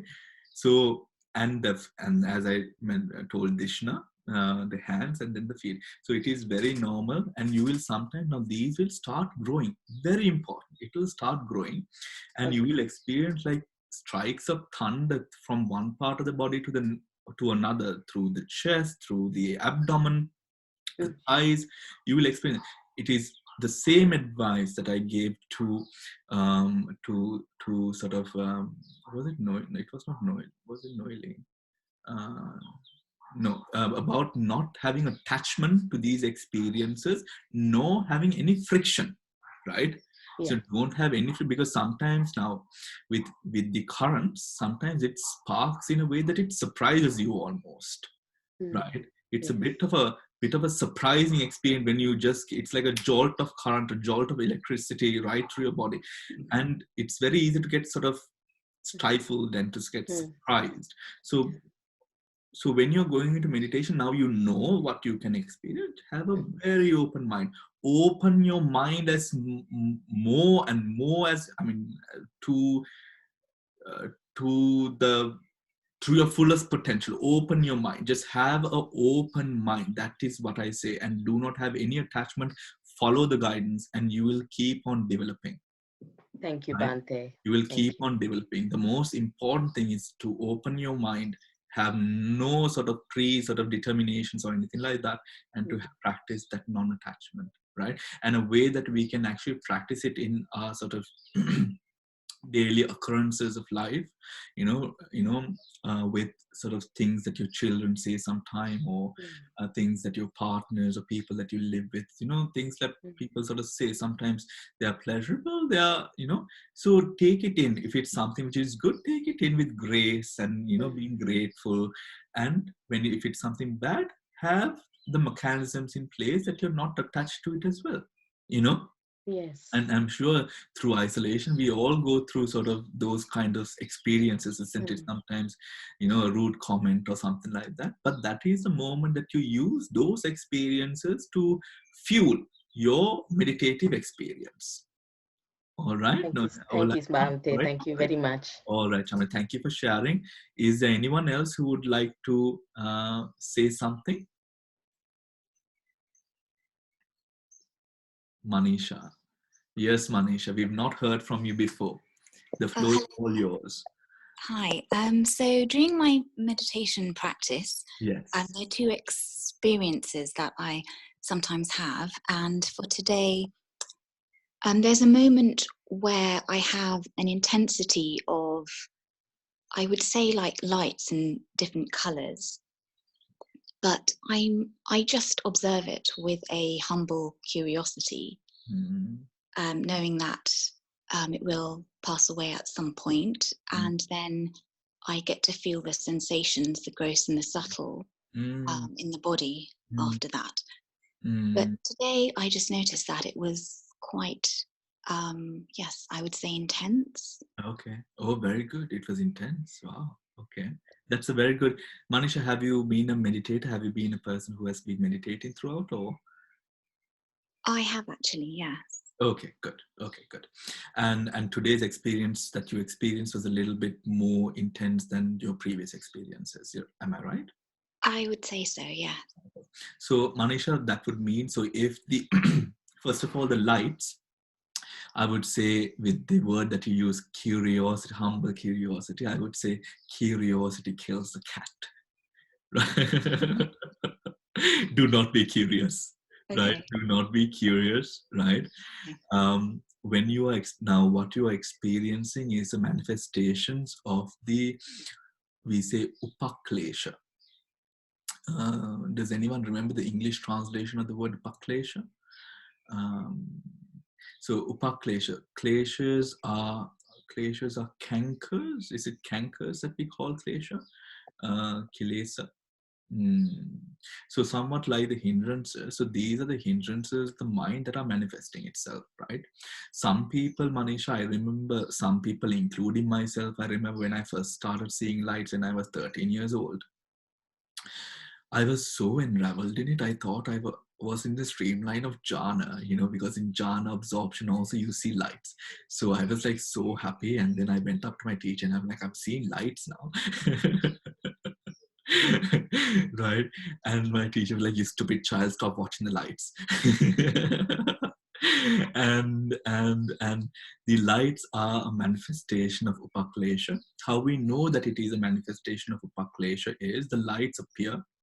Sometimes it's like a multifold amount of headlights on a car sometimes, coming towards us. Or it can be like a whirlpool, or it can be like a tornado of lights. It can be like a water airy feeling where it mixes and sort of, these are all. What color was it, Manisha?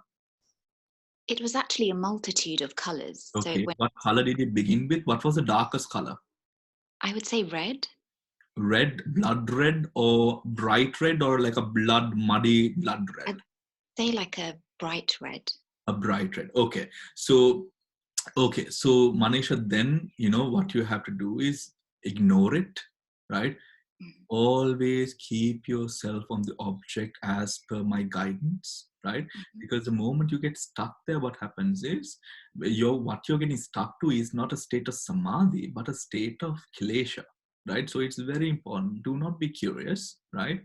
Do not be curious. That is the most important. And that is also when you train your mind not to be curious, what happens is that is also letting go right there for you, right? You're training yourself to let go, right? And to just let things be and to do your job, right? So, but very good, Manisha, if you're at that stage of being able, so that means you've entered a subtle stage of mind, right? Where the kilesas are. So this is how the mind starts.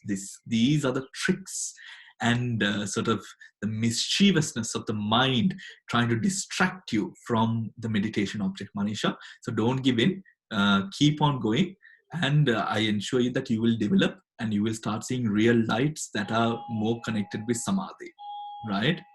Okay. More connected with samadhi.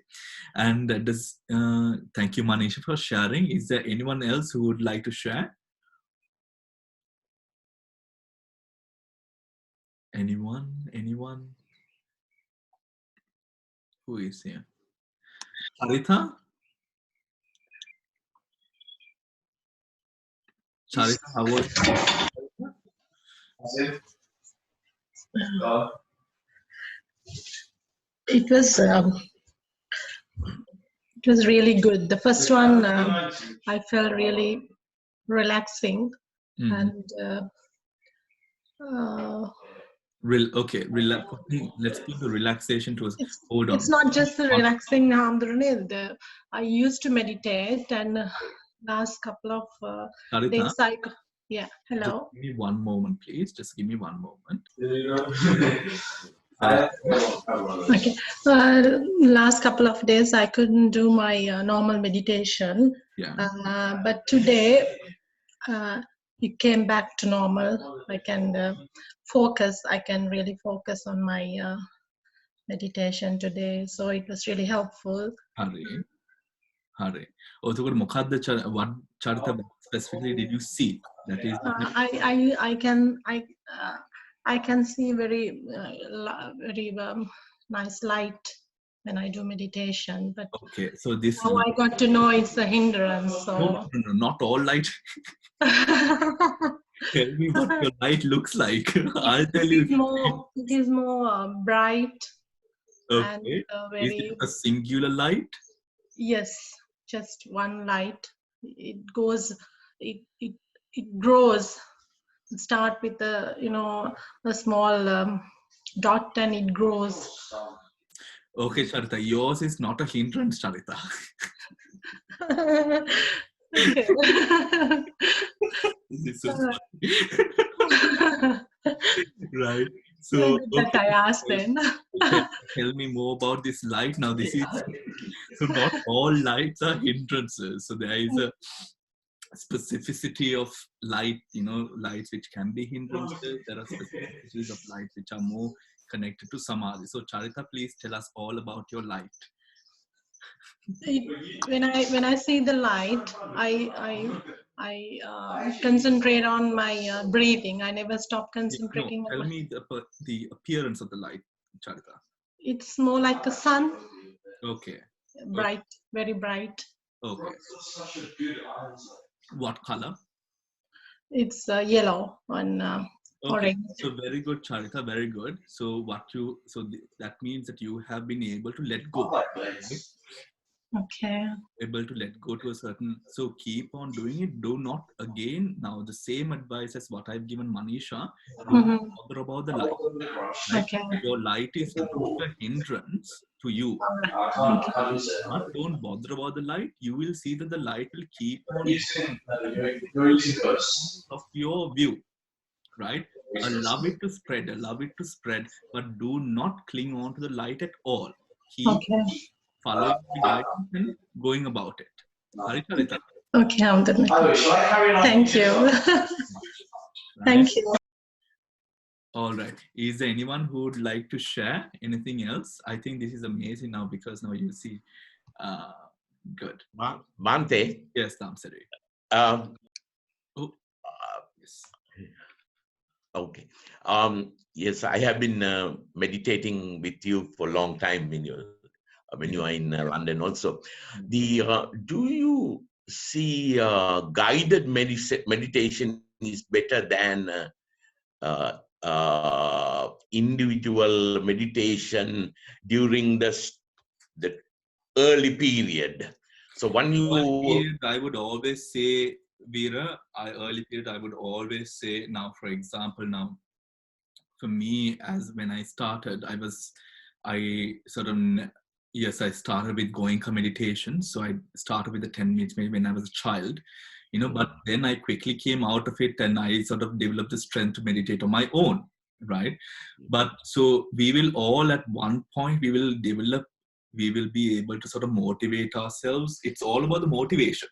Yeah, okay. How do you keep yourself going now when I am here or someone else is guiding you and you're following along? You have more sort of motivation to sort of keep on going.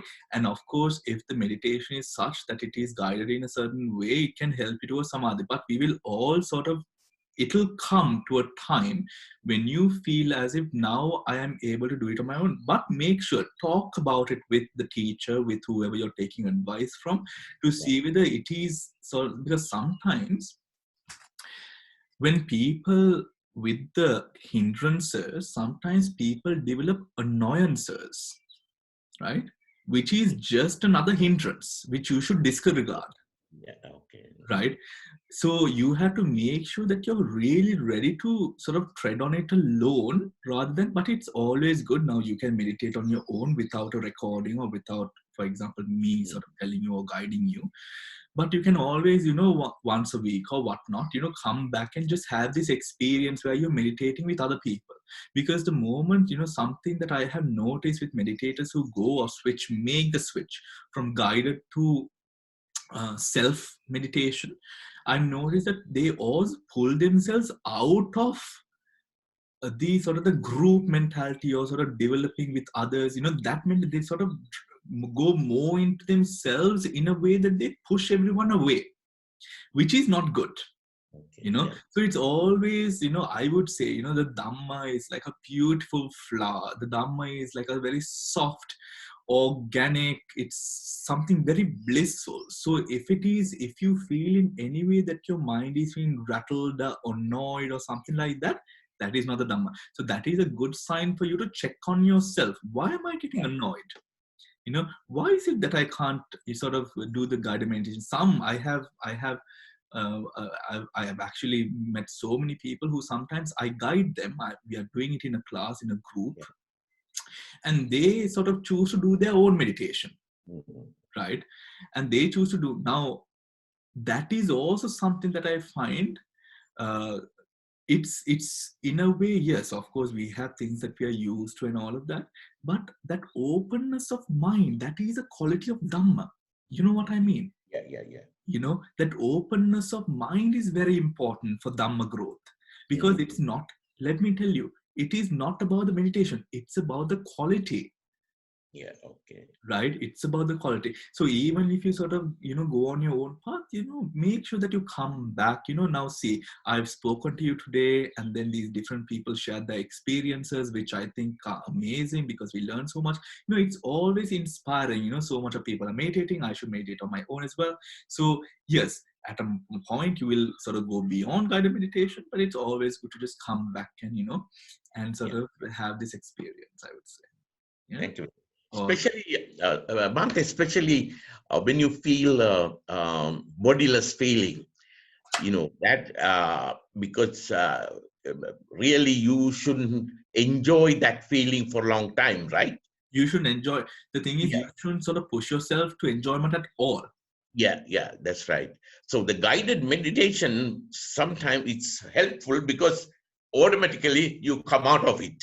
You know, because you then ask us to concentrate on sort of feeling, and then suddenly you start feeling Yeah. instead of yeah. Yeah. So Yeah. that's The thing with now, for some of you all, now I don't know, Damsari, maybe you also have this question, like, yeah. now when you're listening to me and doing the meditation, you know, like for example, when we do breathing meditation, at one point the breath disappears, right? Okay. Now Yeah. this is not the fact that the breath is disappear, that the breath has stopped and you're not breathing now. It is the experience, or the observer has linked with the breath that Mm. so profoundly that now the breath seems to have disappeared, right? For example, if I may, now the breath is like this, it's the in breath, the out breath. Now I'm watching this, right? I become so, I now am so, I develop my mind to a subtle state where the experience of the breath itself, I go deep into it, that now I'm like this. Do you get what I mean? Yeah, You yeah, know, yeah. I have linked up with the breath, you know. So like that, what happens with the guided as well is, at one point now, you will sort of, even whilst being within the guided meditation, subconsciously you will be listening to me and going on with the meditation. You Okay. might have already felt it at certain Yeah, yeah, points, yeah, right? You're doing as what is recommended, but it is subconsciously going through, right? yeah. Yeah, Damsari. Yeah. Okay. All right. Yeah, thank you, Damsari. Yes, is there anyone else who would like to share anything or ask a question? All right. So I think that is the end of that. Uh, thank you so much for tuning in and being a part of this experience. I have enjoyed, I always say I enjoyed as much as you do, or maybe even more. So, you know, keep the practice going. That's the most important part of it. Keep the practice going, and you will develop. Do not think, you know, do not think that you can't meditate. You can meditate. Everyone who is born out of, according to the Buddha, everyone who is born out of the three roots, alobha, adosa, amoha, or non-greed, non-hatred, non-delusion, can develop their mind, right? Very well, actually, right? And it only needs a little bit of training, a little bit of understanding, and to get the attitude proper, right? So during this time, you know, you compared to when you were allowed to go out and all of that, you know, you have more time on your hands to allow yourself to nourish yourself as much as possible in Dhamma, and to sort of fuel your practice. And it is beautiful. You will be so much happy, you know, then that is a guaranteed fact. And with regard to the talk that I have spoken to you being given, because I was unable to send out the email and to notify people, I have asked the gentleman whether he will be available tomorrow. I will be speaking to the doctor, and then I will, when it is confirmed, I will send out an email and let you all know, right? We have I have invited a couple of people to sort of come and give sort of as guest speakers, to give a couple of talks on Alzheimer's, on the usage of mindfulness and Buddhism and mindfulness on these sort of health issues, which I think is very important to all of us. So, there will be a couple of emails coming out to you. Also, also please try to sort of share the word and maybe try to get more people into it so that we do reach out, because what I am trying to do is I'm trying to reach as many people as we possibly can. So please share the posters and banners with your friends, your family, and sort of help me sort of get more people into this. And so thank you very much and have a beautiful day. And it is actually a beautiful day and you got a very good start. So take care and have a beautiful day. All the best. Goodbye.